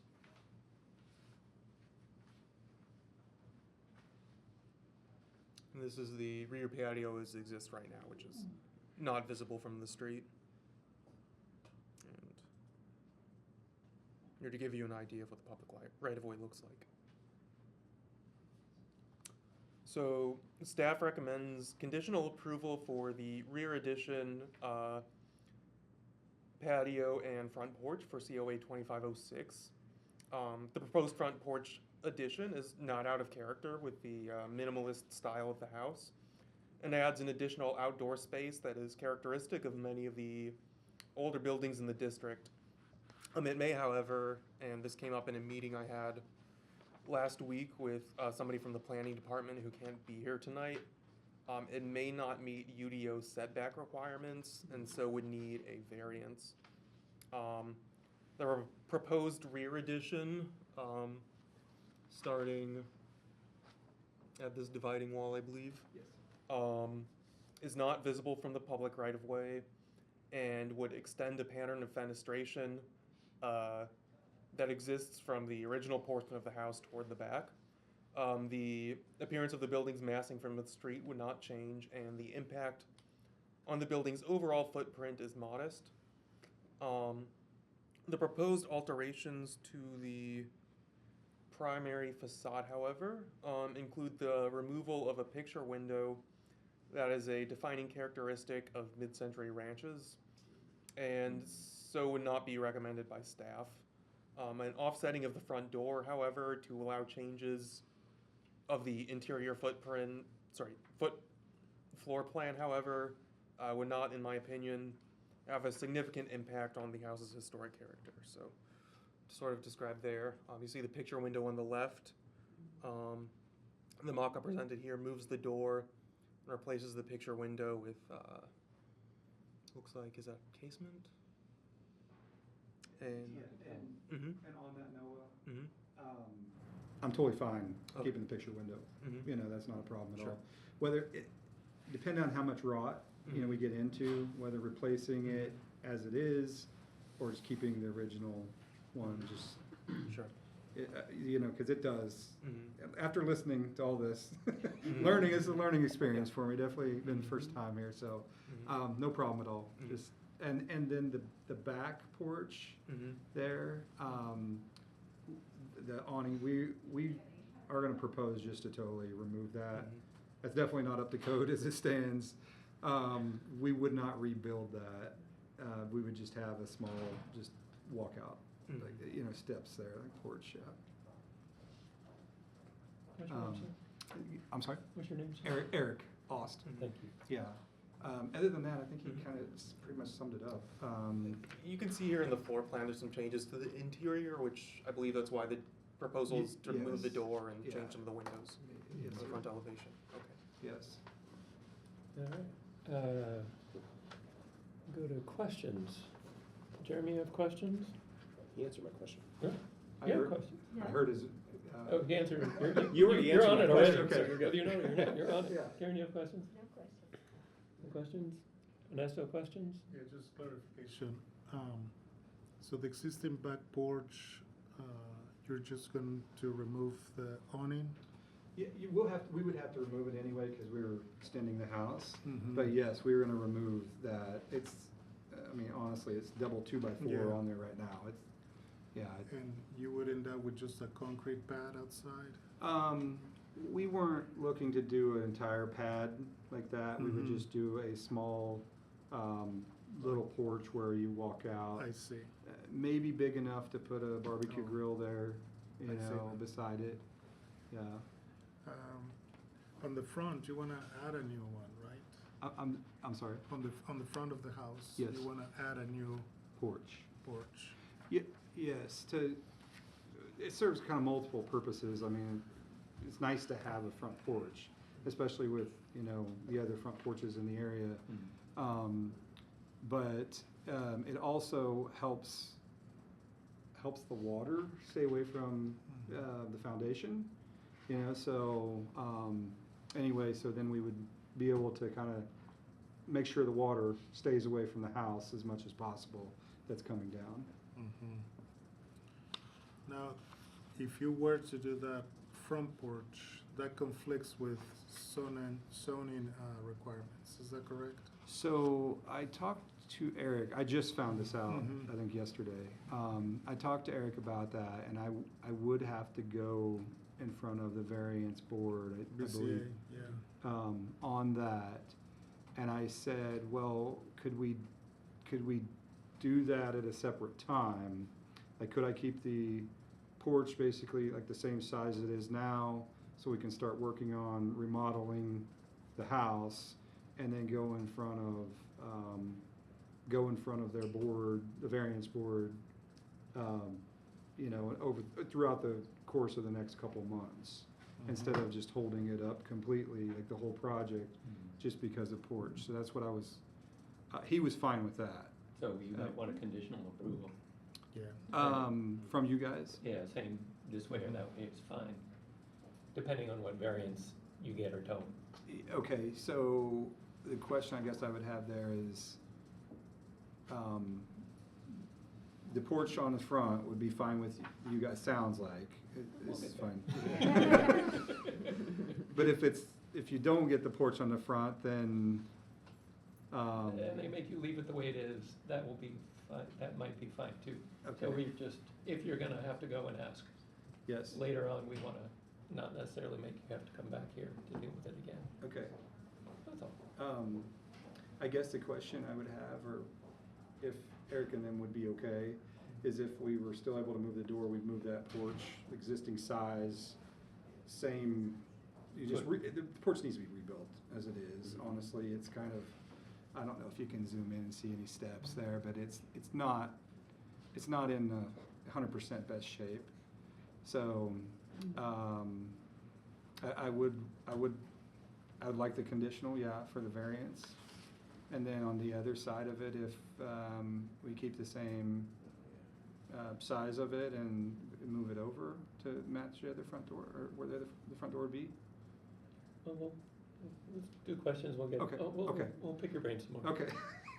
That's all I Jack, have, you sir. have questions? Yeah, just a few.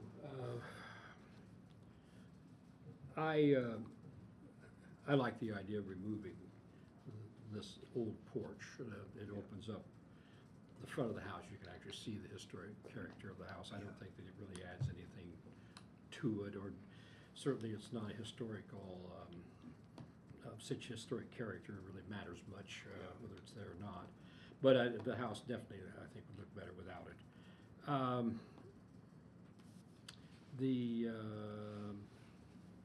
Let me see what I wanted. I feel fairly strongly that the picture window needs to be kept because of its historic interest, its historic character to the house. I grew up with that type of window in houses. I don't particularly like them, but in that it adds historic character to the house, I have to say as a commissioner here, I agree. It needs to be retained. And as just a general comment, I have one rendering,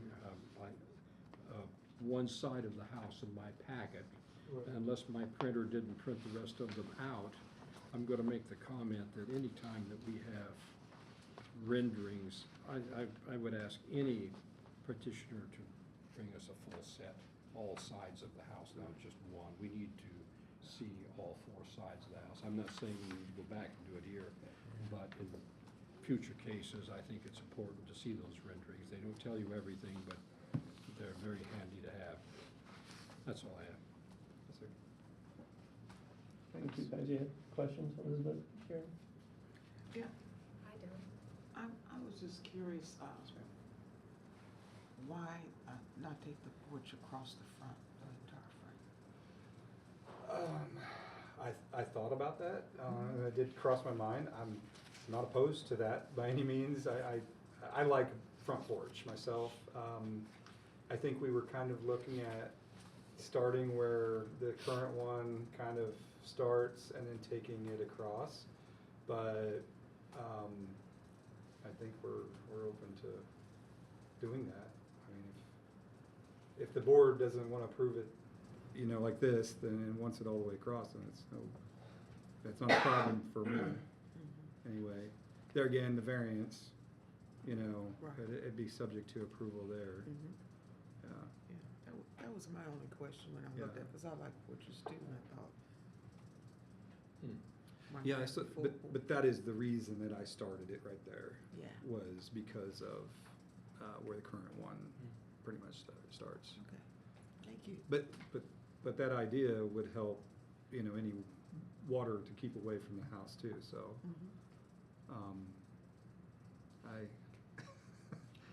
I guess we need to make a decision, or I need to say that right now, because. About what we'll. The width of the porch. We'll get there. Okay.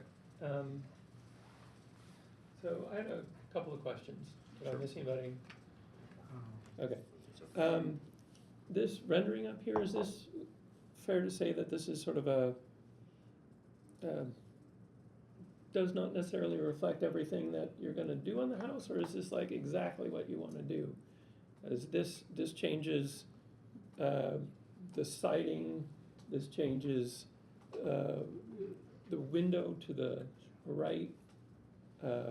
Are you, and it adds shutters, are you talking about doing all this stuff exactly as it's shown here? So the siding is the, like 11 or 13 inch old, and not aware that you can get that anymore. It looks like it might be asbestos, so you might not want to. So when we add on to the back, then we would want to match siding. So that was kind of the reason to say, okay, let's go ahead and replace the siding with that cement board, the smooth cement board.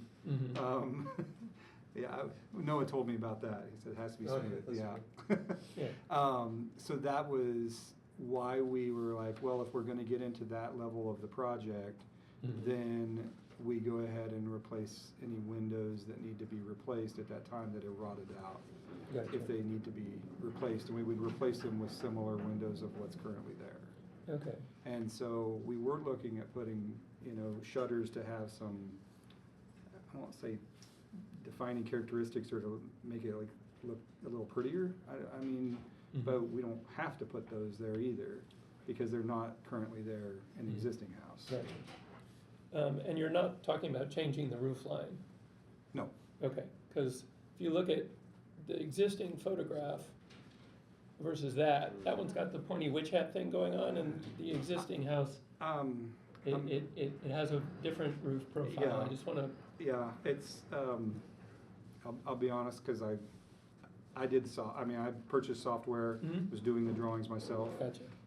To not wrap up thousands of dollars before. No, I just want to clarify that you're leaving the roof alone. Yes, the roof, we're leaving it totally alone, and just extending it in the back. That's, 17 feet, 17 and a half feet, I think is what it comes out to be. Okay, and right now there is, can you zoom in on that front photograph, or do another Google view of the street of the existing house, or? Oh, hey, well, nope. Because right now there is, in addition to that funky little metal awning, there's a roof over the door. Oh, so it barely comes out like 6 inches. It's a tiny little pop out. Yeah. So you're talking about leaving that? Yeah. And if you leave that there and you move the front door. And the porch, it may. There are dominoes is all I'm saying, so. we could take it out, but I wasn't going to adjust the roof on the Yeah, I front. think if you okay, I'm confining myself to questions.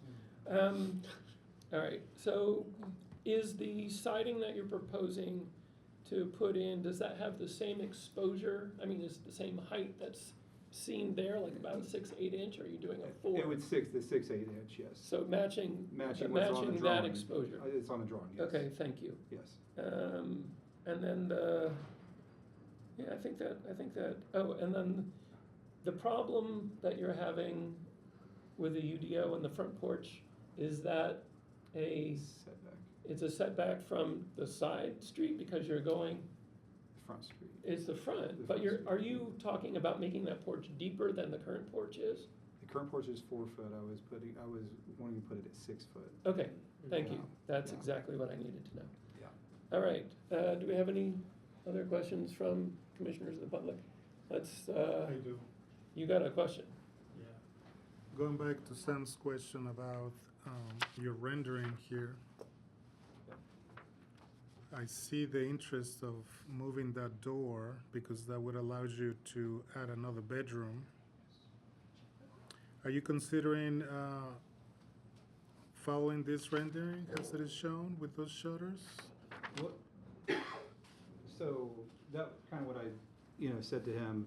I don't, if we're keeping the bay window, because I'm not sure that shutters fit on that, then maybe we take out the shutters on the front of it. Because if shutters don't really fit right there. They do not fit and in terms of the architecture at all. Exactly. So then we would take them off. Okay. I think if there's very little left of the existing house once you do all these gymnastics on the front of the house. That's my point. Because you're trying to fit in another bedroom in the front, so you need to move the door, and then you need to change the window. So there's not much left of what we see today here. Sir, I'm sorry. We wouldn't change the windows on the front. He's I'm clarified, saying just leaving them alone. But he's moving the door though. The door, he's moving the door, yes. Yeah, that's what I don't know if, yeah, that's all. Thank you, Sam. Thank you. I think we're at a point where we can open it up for some discussion. I might jump in here. I think that you are, the way you're adding onto this, I think, is great. I think that we're gonna need another iteration of what you've got here. So we don't know what the side of the house looks like right now, because we can't see any of the windows, at least in my packet. Did we get a side elevations? I've got it right here. I can. Okay, so what we need to see everything that gets shown, that's gonna be seen from the public right of way. And if we can't see it, we can't tell you whether or not it's acceptable. That said, I think it's great you're hanging on to the picture window and not messing with the existing front window. I think, I wouldn't personally have issues with changing the size of the porch, given that you are basically leaving the configuration the same. That said, if you start messing around with the front door, you are gonna have to reflect the change in that little front canopy roof, because it's gonna be, if you move basically all I'm saying is, you move that door, you're gonna have to move that little piece of roof on the front elevation. So not just totally remove it, just move it over. I mean, you could propose either one, Yeah. but you can't like move the door and leave the roof where it is. Yeah. No, I just emailed you a PDF with all 4 sides. Yeah. And the other thing that is often really good to see is having some kind of line of differentiation between what's new and what's existing.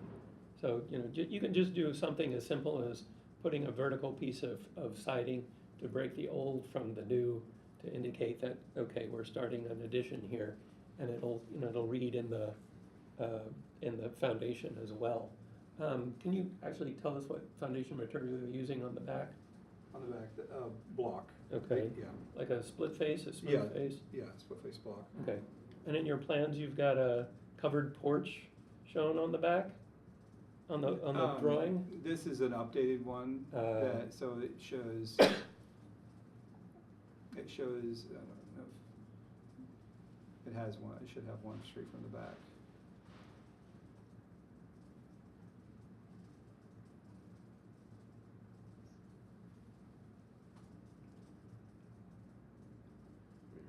Can you go to the, there's fourth? Oh, Yeah, yes, here it is. Yeah. So it's a tiny little thing. Tiny little thing. And that basically, no, the rear elevation isn't viewable from the No, public it's right away? No. So we can ignore that. Okay. It's not our purview.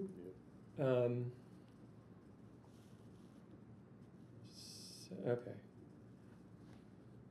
I think, okay, I've been talking too much, but I am, I'm basically fine with most of the things you're talking about, but I think we need to have you consolidate all the things that you said you're gonna do into one coherent set of drawings. So like, change the siding, change the roof, change the door, come and show us what you're proposing. On this, I can't, and I apologize that I'm not professional at this, but as far as showing that I can move the bump out over, I can't.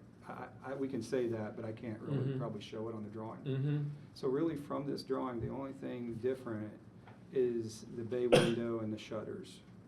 Right. That's So- the only thing that's different. The siding would be the same. You're still talking about moving the door and leaving the window.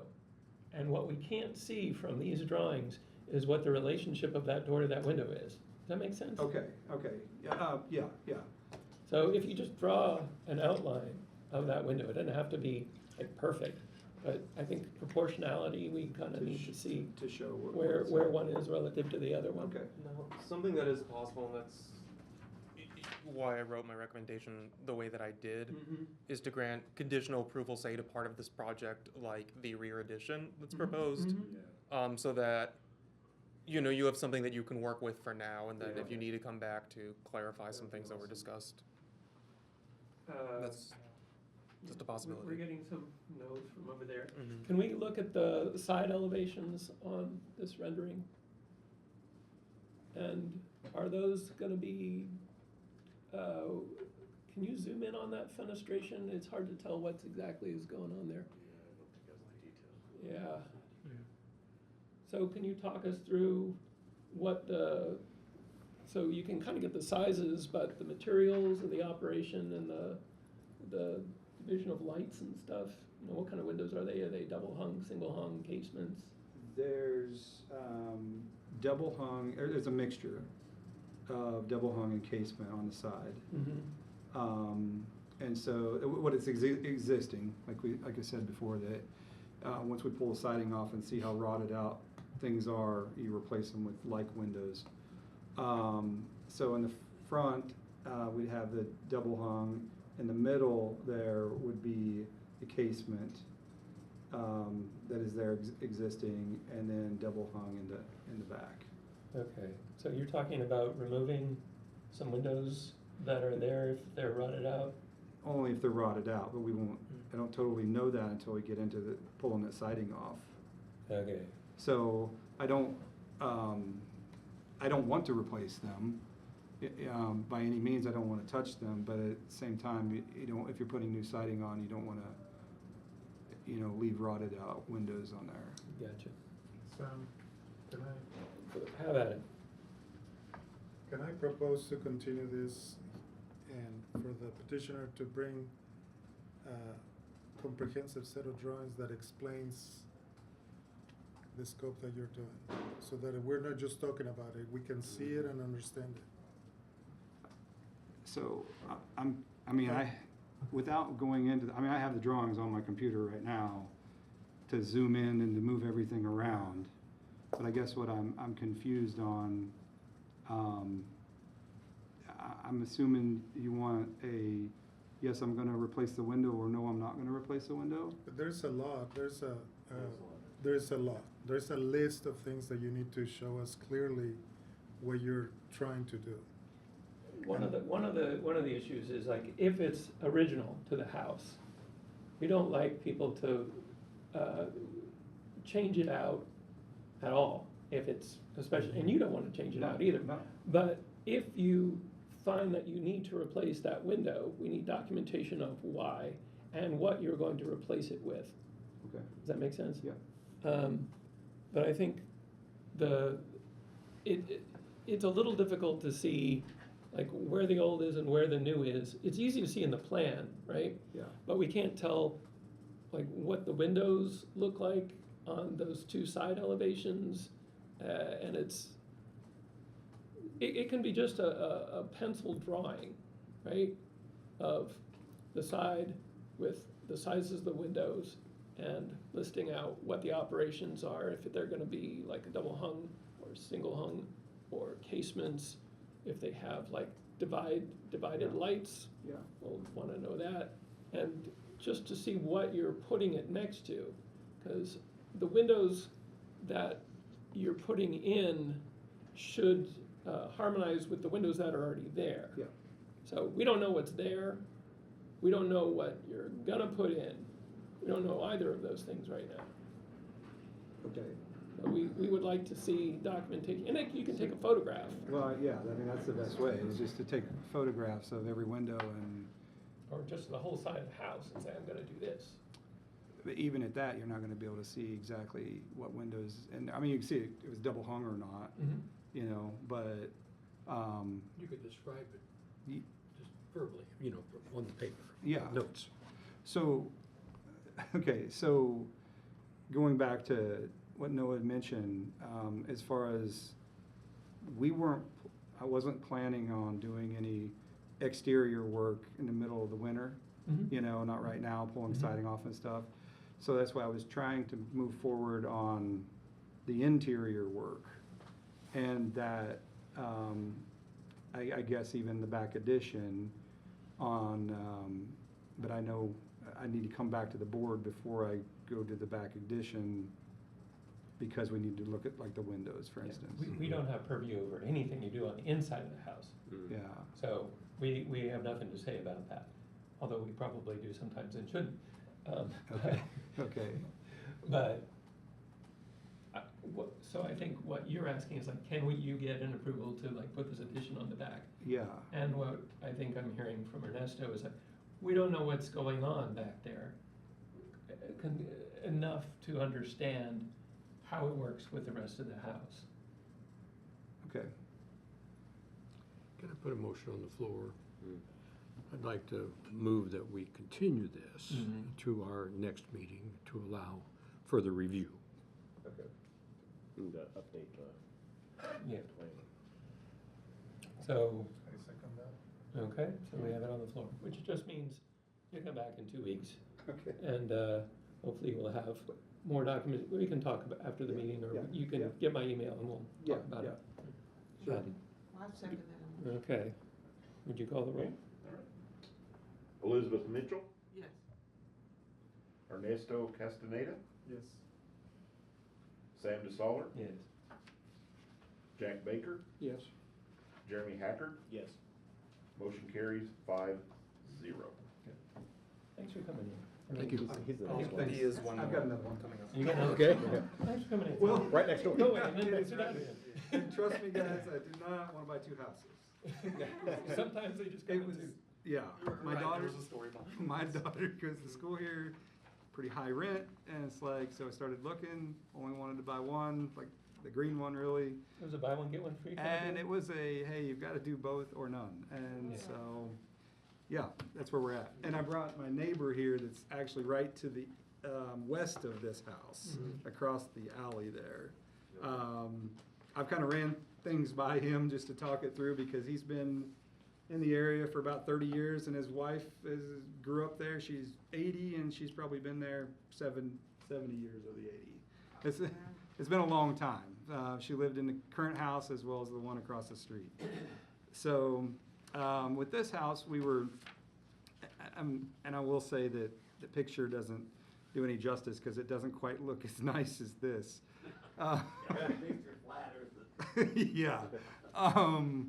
We were trying to keep the characteristic of the look of the house with the porch, but then add a second story to it to go up with that. And Noah, I'm gonna send you. So I've taken the first floor and the front porch, and keeping them as they are, and then take the and the sidewalls, and then take it up, like I said, to a second story that makes it work. I mean, at least I thought, to make it look a nice older house, but yet still be able to add on to it, to where it's not like we're keeping the house exactly as it is and then adding a whole nother building in the back, or is what our proposal was on this. And we were looking at moving the front door over, and I apologize, I probably didn't put in the exact right front door. I'd want to put one with glass similar to what's there. Kind of switching the front door and the window there. And here again, I put shutters on everything. I apologize. I probably shouldn't have done that. It's a learning experience. I apologize.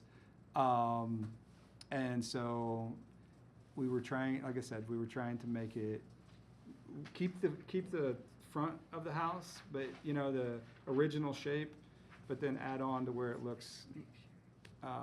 We thought it looks nice, but then still functions for us inside.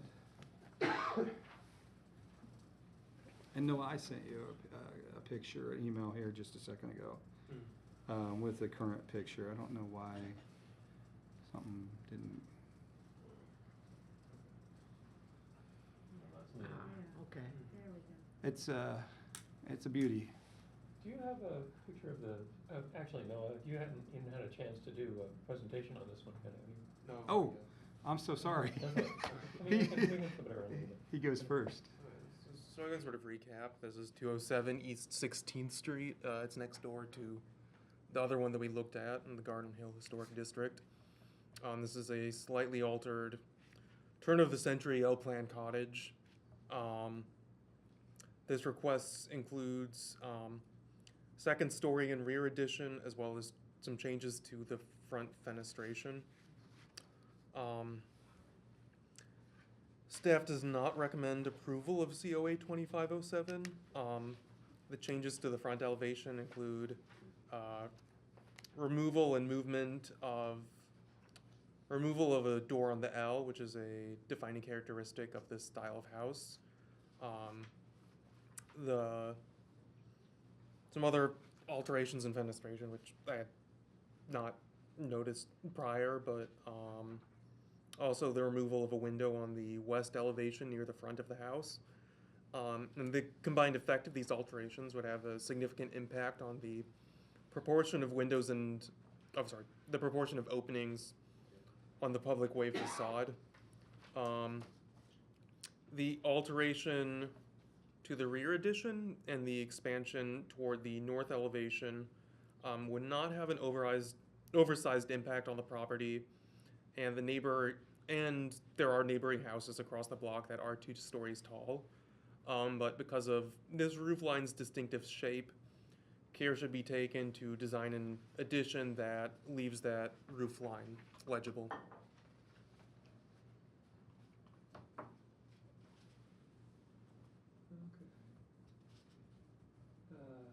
Let's go with questions. You have questions? Elizabeth, questions? Ernesto, questions? No questions. I'll save my time for comments. Jack, questions? No questions now.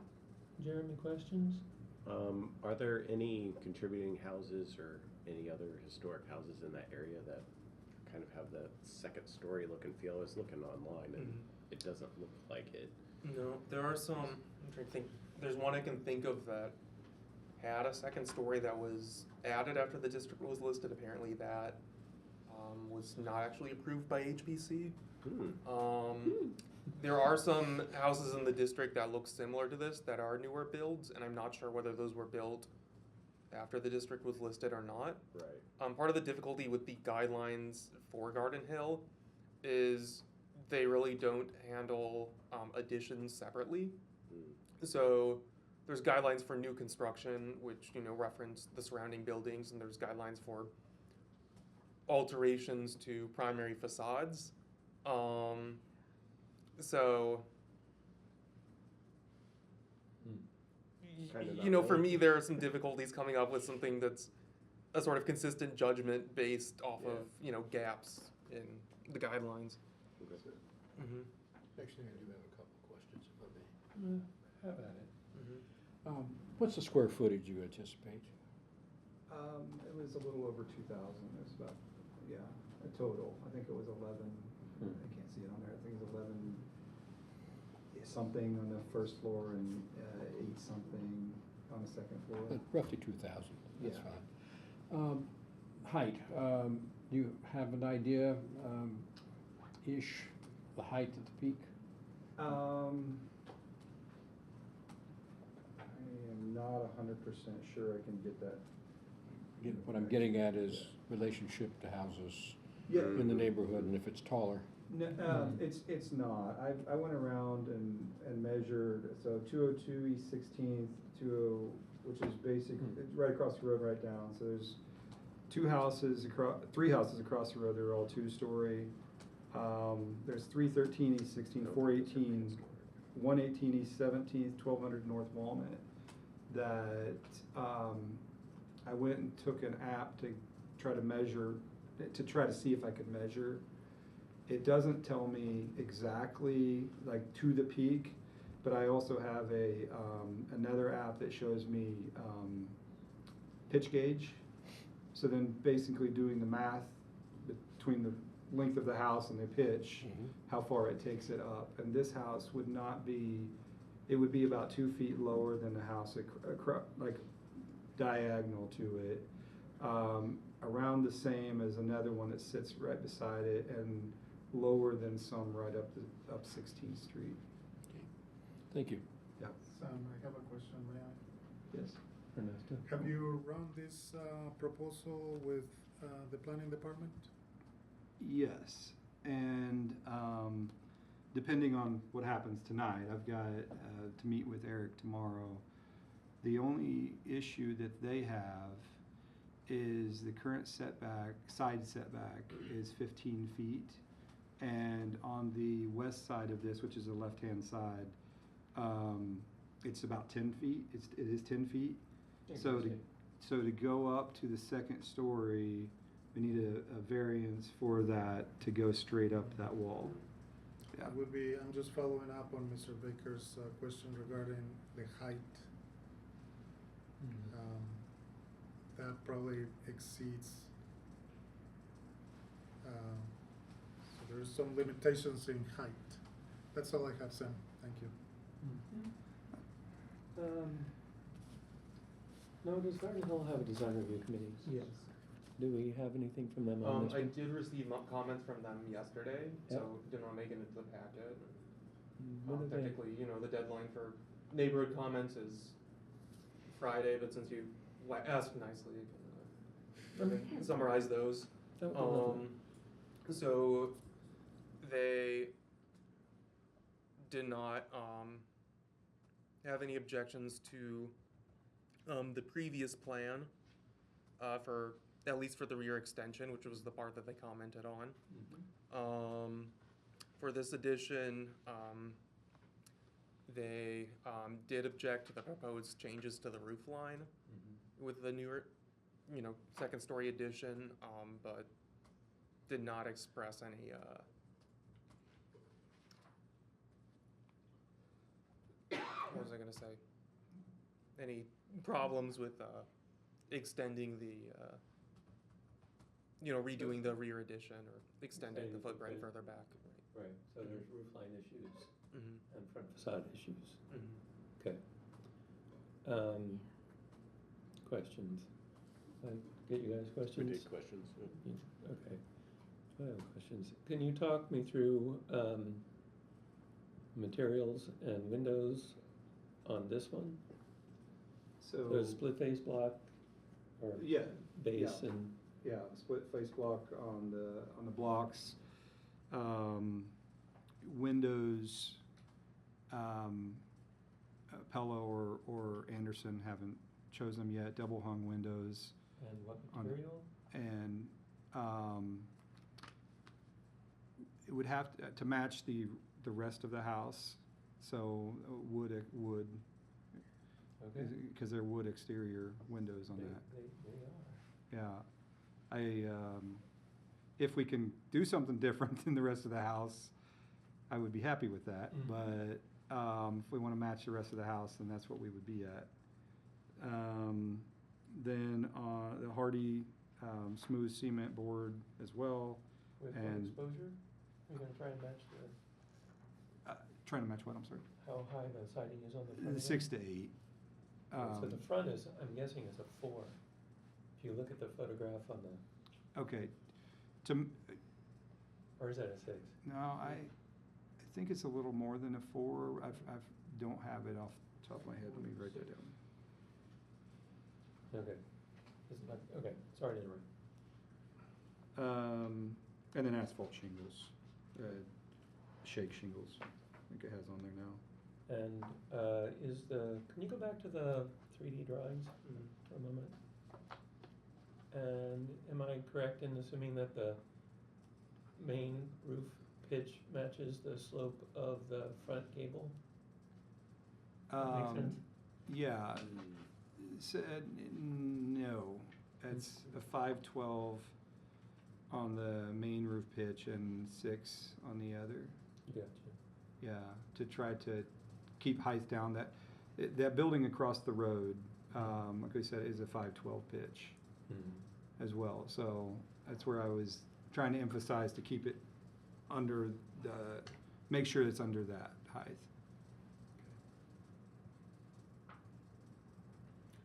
All right. Do we have any questions or comments from the public? Yeah, I'd like to mention, if you would pull up 2002, 2004, 2006, and 2008, which is directly across the street from this property, they're all two-story buildings, and they give you a better idea about this height situation you're talking about. What's your And name, the sir? one at 2008 is brand new. This is the first year that it's occupied. What's your name, sir? Pardon me? What's your name, sir? My name's William Doyle. I live next door to him. Thank you, sir. I live at 205. Thank you, sir.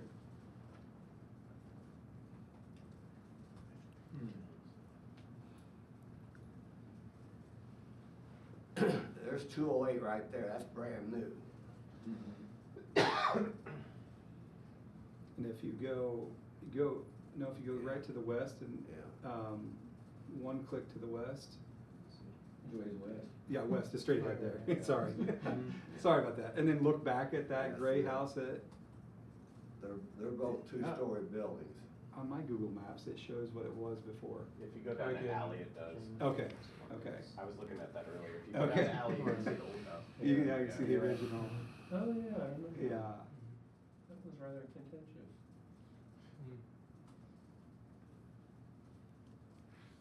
So the one that I was referring to, were really these two buildings here, the one right to the right.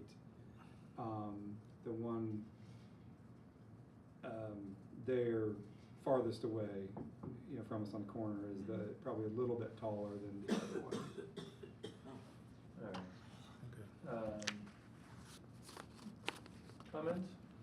Ernesto? Yes. I agree 100% with staff recommendation. I think this is another carbon copy of your previous project.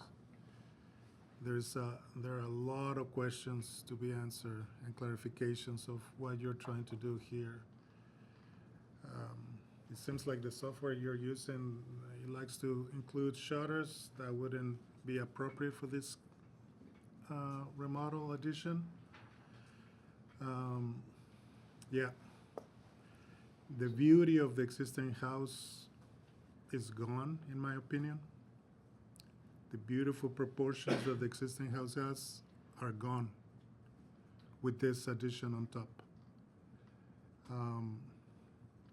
So I would recommend you to work harder on the representation of what you want to do. Because it seems like you have good intentions. It's just, they're not represented here clearly. I can tell you those windows are not, they're not gonna pass code the way that you have them shown. They're, yeah, because they don't meet egress. They're so tiny. So it's just, I don't know. That's my, I don't want to continue talking here. That's all. Jack, you have a comment? Much the same thing. It looks like a tract house at this point. I mean, I want to applaud you for doing something and not just criticize you to death, because I've been through some of this too, and I know what's involved. It's difficult, and then there's the whole financial aspect too. But I have to say this as a commissioner, this house isn't characteristic of the original house. It's completely changed.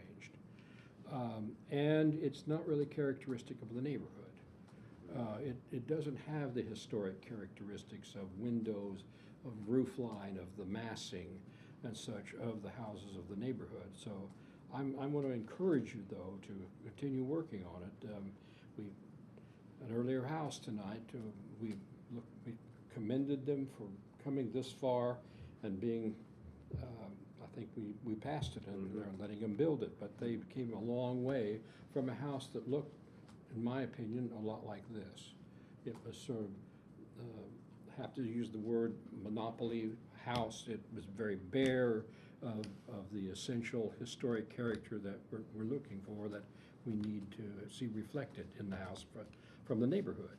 So I want to encourage you to continue working, but I agree at this point with what staff has recommended, that I think we need to carry this on and work with you and get it to a point where it's acceptable to everyone. Okay, so, and we can, like we said, we can work afterwards, because like you mentioned, you draw that fine line with putting a bunch of money into a house versus keeping that historic value, and I totally agree with that. You know, you want to keep the ambiance of the neighborhood or of the houses and stuff. So I definitely look forward to working with you guys on this one. I knew that we were, you know, this one was going to be, you know, an issue, but I wanted, you know, as far as that goes, to talk to you guys about it and present it. You know, because there's a lot of work that needs to be done on this house, and is it worth doing that work? Or do you just sell it and keep it as it is? You know, because it's where, yeah, like you said, where's, you know, it's a start. So, yeah, okay. I just agree with what Jack said. Me? I just add to what Noah mentioned and the neighborhood too, that just the importance of keeping the two front doors and in any, and as well as the roof line, the original roof line, in any alteration, any addition, if possible. So I mean, the two front doors? The two front doors, yeah, that's a defining characteristic of this So if, style of house. okay. It could work. I drew up some other plans, so, I mean, I would work with the board to see, you know, because I don't want to, you know, I want to work with you guys, if I can, outside of this, not come back to, you know, a lot of meeting after meeting after meeting. We don't want to either. And I know you don't want to, you don't want to hear it either. But that's the kind of the heart of the form Yeah, of the okay, house. So okay. you want to try to keep that and then highlight it. And like, Elizabeth, yeah, I might just sort of reiterate what Karen's saying, is like, the lens we're looking at this is, like, right now this is a contributing house, and everything you do should make this house, as it is now, read through, right? You want not necessarily the physical condition it's in, but the proportions of the windows, where the doors are, that sort of thing. and the size of all the siding, where the trim is, all those little moves sort of add up to what makes this house read as the period from which it came from, right? And to let that have some breathing room, to, and to respect what it is. I know it needs a lot of work. It's not in great shape, and the photographs don't do justice to its condition, which is what it is, right? Yeah. That said, we do love original wood windows, but as long as you're not ripping out an original wood window, if you have a window that matches the size and matches the proportions, I have to check on the guidelines, because I might be saying bad things right now. But I don't believe there are. Because, right, Garden Hill, I don't believe there's requirements for keeping original windows. It's more about the It's more about the size of the proportionality proportion and that stuff. Size and scale. So read through the entire guidelines and know where you can give and take.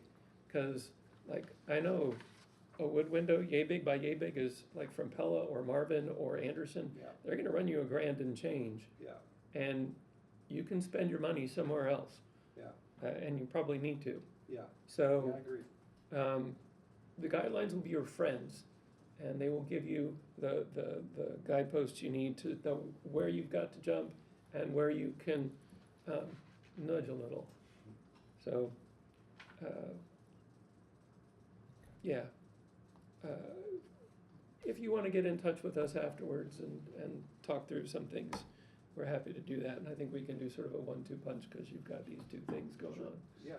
But, yeah, this one, this iteration, it's a starting point, but it needs some massaging, and it needs really to respect the existing house in ways that it doesn't quite do yet. So, depending, I'm happy to continue it. I think so. Okay. So a continuance is just, you show up again at the next meeting if you think that's enough time for you to come up with. Yes, in 2 weeks. Yeah. This one will be in, I think, 3 weeks actually this time. Yeah, it's early February. Right. Okay. Yeah, sure. So I'll move. Yeah. We continue, I'm sorry, number is, we at 2507? Yeah, 2507. We move COA 25 over to our next meeting in February. Do I have a second? Second. Go ahead, you call the roll. Elizabeth Mitchell, Yes. Ernesto Castaneda, Yes. Sam DeSaller, Yes. Jack Baker, Yes. Jeremy Hacker. Yes. Motion carries 5-0. Yeah. I can say thanks for coming. Okay, yes. Yeah, thank you. All right, we're up to, Have a good day, guys. thank you. Thank you. Thank you. 2508. 2508. This is a rear garage. You can make out that they're kind of located at 711 West 9th Street. The house in front was built in the 1920s, and it is a minimal California bungalow with some minor alterations, including to the side fenestration. The two-car garage on the site was likely built between 1949 and 1961. Sorry, that's kind of a wide window with wooden overhead garage doors and aluminum siding. I think that's correct. Well, the house is in good condition. The garage appears to have been in deteriorated condition for some time before the acquisition of the building by its current owners. The request is for the replacement of the doors, windows, roof, and siding on the rear garage. The petitioner plans to keep the walls and replace the roof structure. They will be putting in new windows and using cement board siding on the outside, as well as installing new garage doors. Here's the. Is the petitioner here? Did they survive this long? Yeah. You did? Oh, Yes. Okay. You have anything to add? No, you know, it's, what we tried to do is to get the garage to match the house as closely as possible. Colors, seat scheme, types of windows and so on. You know, the one thing I would mention is that we've had some real security issues with this garage, including just a couple of weeks before Christmas where somebody kicked the window in, the existing window in the back. And part of the reason is that the garage is built into the, so when you walk by it on the back, you know, the window is like maybe sort of halfway up your shin. And along the side, it's a little bit higher than that, but it's very accessible to anybody that wants to try to get in the garage. So, you know, we wanted to do, one of the things we wanted to do was to take the windows off the back because we can't see it from our house. There's just no way. We can monitor it. And then on the sides to put something that's closer to a transom window that, you know, won't be so easy to climb into. So, I mean, I've been listening to the conversation. I know windows are a big thing for you. But we really need to secure this garage better than it is now, and that's our solution. Questions? Jeremy? None. Jack? Yeah, just a couple. Roof pitch looks like it the same as the house, is it? It's gonna be the same as the existing garage. Yeah, exactly the same. In fact, it almost has to be because there are power lines that go over it. We can't raise it up any. And there's really very little we can do anyway to alter it, but it will be exactly the same as it is. Is that the same as the house? It looks like it is, that's why I asked. I'm not 100%, but it does appear to be. I'm not Yeah. sure the pitch, but it does appear that they are both the You same. look at this photograph and they, yeah, it reads that It way. looks very similar. Yes. Siding same as the house? Yes, fiber cement, same color. Smooth. Lap siding, is that Yes. what it is? I can't tell from the photos.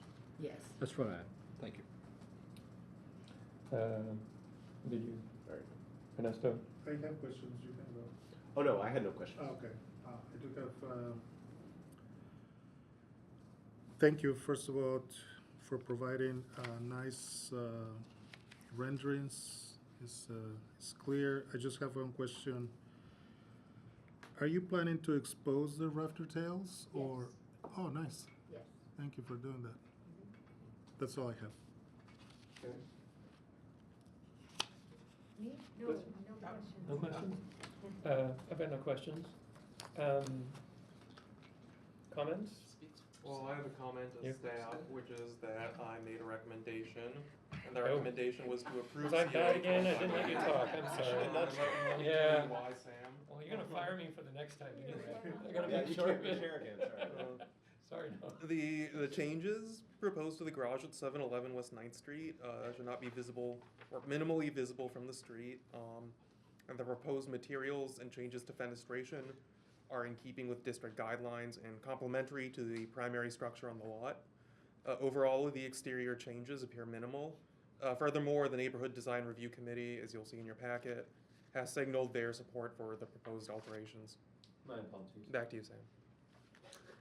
Okay. Comments? None for me. Jack? Thank you. I think it's a good design. Thank you for providing, I said something about renderings earlier on. You provided renderings. You showed us what we needed to see. And I commend you also for picking up that, looks like the windows on the side of the house you have picked up on the new garage. I think that's a very nice detail that you've carried through. I think did a nice job of it. Thank you. Yes, thank you for doing all the diligence, the structural, providing all the reports. This is great, thank you, and for also investing in your neighborhood. Thank you. Elizabeth? I feel the same way that colleagues feel. The west side is really dear to me, to my heart, and that you are keeping in step with that. I really appreciate it. Yes. Yeah, it's gonna look nice. Yeah. Okay. Yeah, I'm the neighbor, I'm the house right next Oh. door here. And You hate it. And I know. Do not. And I'm also on the design review committee, and so I can speak for myself and also for the committee that, yeah, we were really pleased, as were all of you, to see what a beautiful job just in the presentation and the thought that goes into the design. It's going to be really nice, even though you can, you know, he didn't, it's so far back, you know, it's not, it wouldn't really matter much because you can't see it much, but it's going to look nice. I think it would stand out more and be a real addition. That's what I'm trying to say. Yeah, I think I got everybody. So thanks for everything and for Except you. working with the committee and this whole process and for sitting here so long tonight. Yeah, thank you for your patience, and thank you for, these are the clearest drawings we've seen in some time, so I'm incredibly grateful for that. And I think, as I will emphasize what Karen said, in that you've taken a garage that was fairly nondescript and in disrepair and changed it into something that really, you know, makes the house sing, and it's big, you know, you've made a compound. And it's, yeah, really great job. Thank you. I will entertain a motion. I move to approve COA 2508. I'll second. And a third? I think we could color. Who seconded which one? The both of them. Jack. Is it going at once? Okay, all right. All right, Elizabeth Mitchell, Yes. Ernesto Castaneda, Yes. Sam DeSaller, Yes. Jack Baker, Yes. Jeremy Hackard. Yes. Motion carries 5-0. Thanks again. Thank you very much. Thank you. Thank you. That was good. Too bad you didn't get the first. We still have, We got some DDs. yeah. Moving on to demolition delay 2501. I sprinkled some papers. out Yes, about. the reading of the, One but over here by you're the- you're on. I can read it. I'm used to you doing it. What do we have? First is 1106 North Woodburn Avenue, demolition delay 2501. Petitioner is Value Built Construction. This is a contributing, slightly altered pyramid roof cottage. I'll read more about it. There's a rear addition and a second story addition which closely match the style of the original structure. It sits on a limestone foundation, is fronted by a half-width screen porch. The house first appears in city directories in 1916 as the residence of Vint Vines, a foreman at Central Indiana Lighting who occupied the house until 1923. Between 1924 and 1934, the house was owned by the family of Harry Dunbar, a mechanic for J.M. Hoadley Quarry. From 1934 through 1991, the house was occupied by Edgar and Alverta Helms. Edgar was a Freemason and World War I veteran who worked his entire career for the railroad as an agent and telegraph operator. He was survived by 20 years by his second wife, Alverta, who passed the house on to their son, John Russell Helms. John Russell and his wife, Ruth, sold the house in 1992. The request is for full demolition. Staff recommends release of DD 2501. This is same petitioner on the next one. Do you think it's Yes. advisable to do them as a group or to do them separately? If you'd like to do them as a group, we've done that before. Though I should provide more context for the next one in case. Why don't we just? Okay. Right. I'll go ahead and read the next one. 321 East 10th Street is a pyramidal roofed cottage fronted by a 2/3 limestone porch. The house appears in a 1907 Sanborn fire insurance map, although the porch is marked as wood at this date. Prior to 1939, the house was occupied by a succession of owners. A telegraph operator, R.F. Schmaltz, 1920 to 1922, no relation to the tailor who owned the shop downtown. Horace Payne then, 1922 to 1932. And printer Howard T. Parkham, 1932 to 1937. From 1939 through 1972, the house was owned by seamstress Elsie Skirvin and her husband Albert, a machinist for the Showers Furniture Company. The couple rented out a room during the first few years of the house. Following Albert's death in 1972, the house has been used as a rental mostly for IU students more or less consistently. The request is for full demolition as well. Thank you. All right, since these are demolition delays and neither one are in an historic district, we have two choices: to release it and allow full demolition, or to recommend it for designation to the Common Council. So what they're gonna do with it afterwards, none of it really has bearing on the discussion today. Do we have questions? Jack? I don't know why they'd wanted to demolish. And we have no data. I say, where's the data that says these should be demolished as opposed to renovated? You know, we use some dollar amounts to rehab a house, and we say if it's a certain percentage, you know, we rehab. If it's over that, we demolish, and we don't have any data. We're just being asked to demolish two houses, and to me, that's just not enough. I couldn't recommend demolishing these two houses, given the two pictures and the history that I have here. Thank you. Questions? Comments? Questions? Comments? Questions? Comments? I agree with Jack. I don't get it. I don't, you know, it's bothersome to me to tear down houses like that, both of them. I have a problem with that. That's all I got to say. Ernesto, questions, comments? Yeah, no. I mean, yeah. Is the petitioner is here, not here? Might be online. Might be online. Is the petitioner here? Would you raise your hand? Online? You're online? Yes. Would you unmute them so they can? There we go. Do you have anything to add to those? Hello. Would you say your name and let us know if you have anything to add to Noah's presentation? Sure. My name is Ernest. I've done a couple of these before. They're both duplexes. The one on 1106 North Woodburn is a duplex with Section 8 housing below and Section 8 housing above. And then the one on 10th Street are two one-bedroom units, student housing units. So they're both converted into duplexes now. I don't know if I saw that in the comments, but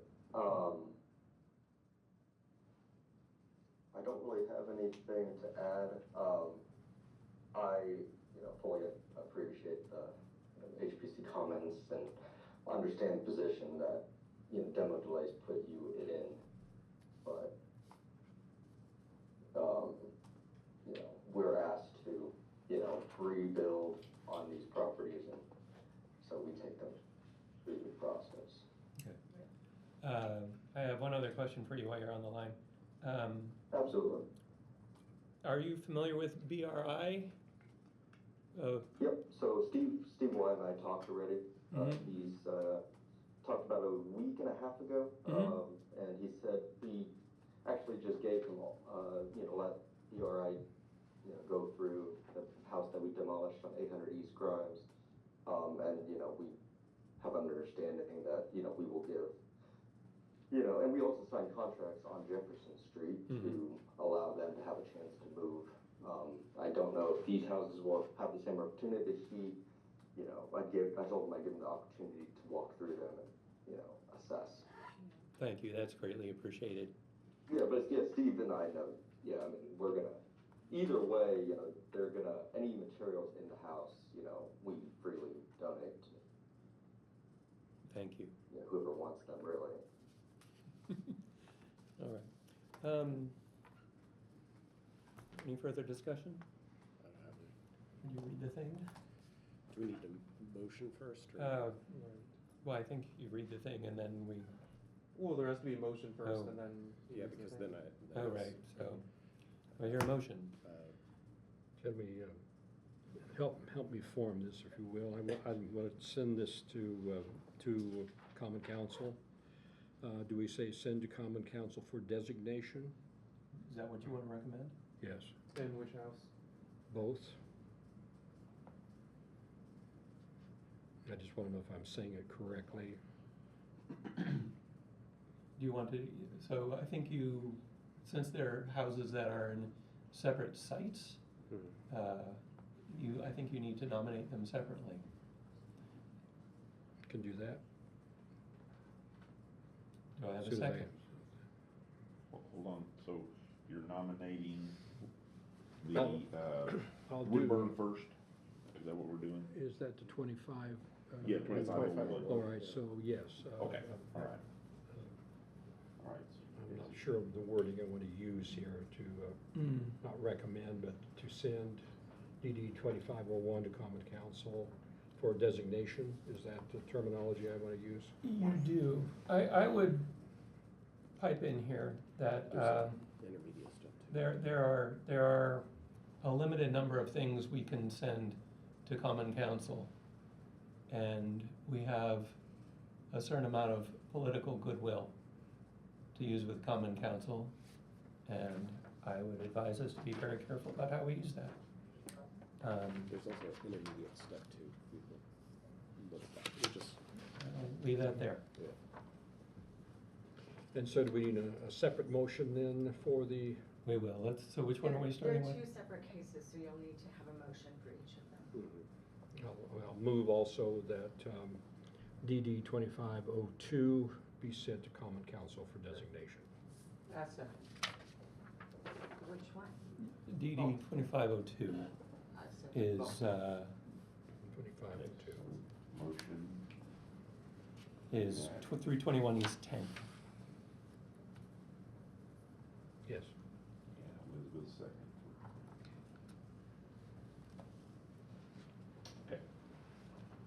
So you're taking a roll call though on the O2? We need, for 321 East 10th. Okay, So I'm doing 02 first. well, that's what he had said, Is so that- that's where the confusion is. Should we go ahead and take care of O1 before you get to O2? I thought he moved that first. I think for procedure and minutes, I Yeah. think it'd be better to Yes. do. I'm happy to do that. Yeah, So sure. do we have a motion for 1106 North Woodburn? I thought I made that. Made that, and then did someone second that? Elizabeth So we have, So we're up We're to at the voting. vote. okay, we're up to voting on 1107, or 1106 North Woodburn That's Avenue. correct. Yes. Sending it to- 2501. To designate it and send it, or to send it to Common Council for designation. Yes. Okay. Elizabeth Mitchell, Yes. Ernesto Castaneda, No. Sam DeSaller, No. Jack Baker, Yes. Jeremy Hackard. No. Motion fails 3-2. You have a question? I have a motion. He- Or does he? We have two Oh, motions there's on the another table. one. Sorry, I'm sorry. So we gotta go through that one. Yeah. For the motion for DD 2502, 321 East 10th to send it to Common Council has been made by Jack and seconded by Elizabeth. Yes. We need to call the roll on that one. Okay. Elizabeth Mitchell, Yes. Ernesto Castaneda, No. Sam DeSaller, No. Jack Baker, Yes. Jeremy Hackard. No. Motion fails 3-2. All right. I will entertain any new motions. I mean, you just disposed of the item. You Yeah. can't just keep taking on motions until you get to something you like. So you guys just voted on the motion. We did. Yeah. So we're just. So Now does we need that to move release on. them? Right. Okay, so now we have to read the thing Now we read the thing. for both of them. Okay. So this is for 2501s first. Let me make sure I get the right. 2501. Yeah, I was trying to get the address. Here. Thank you, yes. Today, regarding the property located at 1106 North Woodburn Avenue, the Historic Preservation Commission declares that it got notice of proposed demolition, partial demolition, and after today's discussion sees no need to review the plans any further and waives the rest of the demolition delay waiting period. The HPC may later recommend the property for historic designation to the common council. Don't we usually call a roll on that one too? After? It's been, or is just, we're done? I'm sorry, I had some trouble. Do we have to, Do we we don't vote have on to, that? we don't have to call roll Yeah. on that, do we? Got legal here. Yeah. Do we now vote? On the release? Yeah. On the Isn't release. that perfunctory? Pretty much, but Yeah. that's my recollection is that we've always done that, but I'm not attached to. I honestly don't know. I haven't been through this process before, so Okay. I don't know I if, think we should can read the vote other it. one? Yeah. if that's Yeah. how you have done it in the past, then let's do it that same way. And let's do it one address at a time. I don't recall we've ever In had the- a motion made and then it was. It's very clear what No, there was happened. one Yeah. back in February of last year when there was, I think, 6 or 7 demolitions proposed by one applicant that was read through for each property. So, And they were. just one more time this time. And then did we vote? But or then was were it they just voted read? on? That was after they had been voted on. Yes.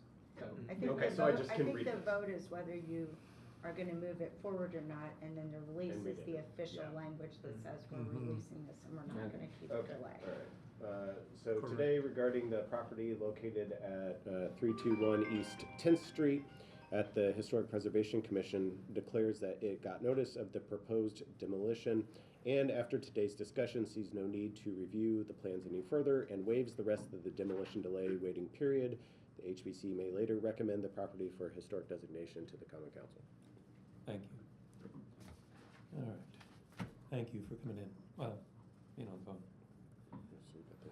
And I think that completes the demolition delay part of our program. We have any old business? Any updates from any of our various notice of violations or anything like that? Ooh,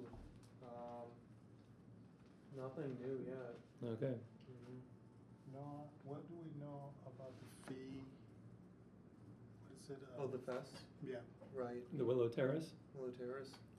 Were you at the last meeting? I missed the last. Oh, so they had been given 60 days to complete the repairs, and then they got back to legal and said that it will be 6 months before they can get the tile in. And so I asked legal, what are the repercussions, and those had not yet been decided. I had also called the company for what it's worth and asked how long it would take to order, that set of tiles. Mhm. And it would take about 6 months. Yeah, so the tiles are ordered, The building is still for sale, correct? yes. Yes. And that has been disclosed Okay. within the sales. That was another question that came Okay. up. So that's all That's above good. board. Thank you. Any new business? I'll also say,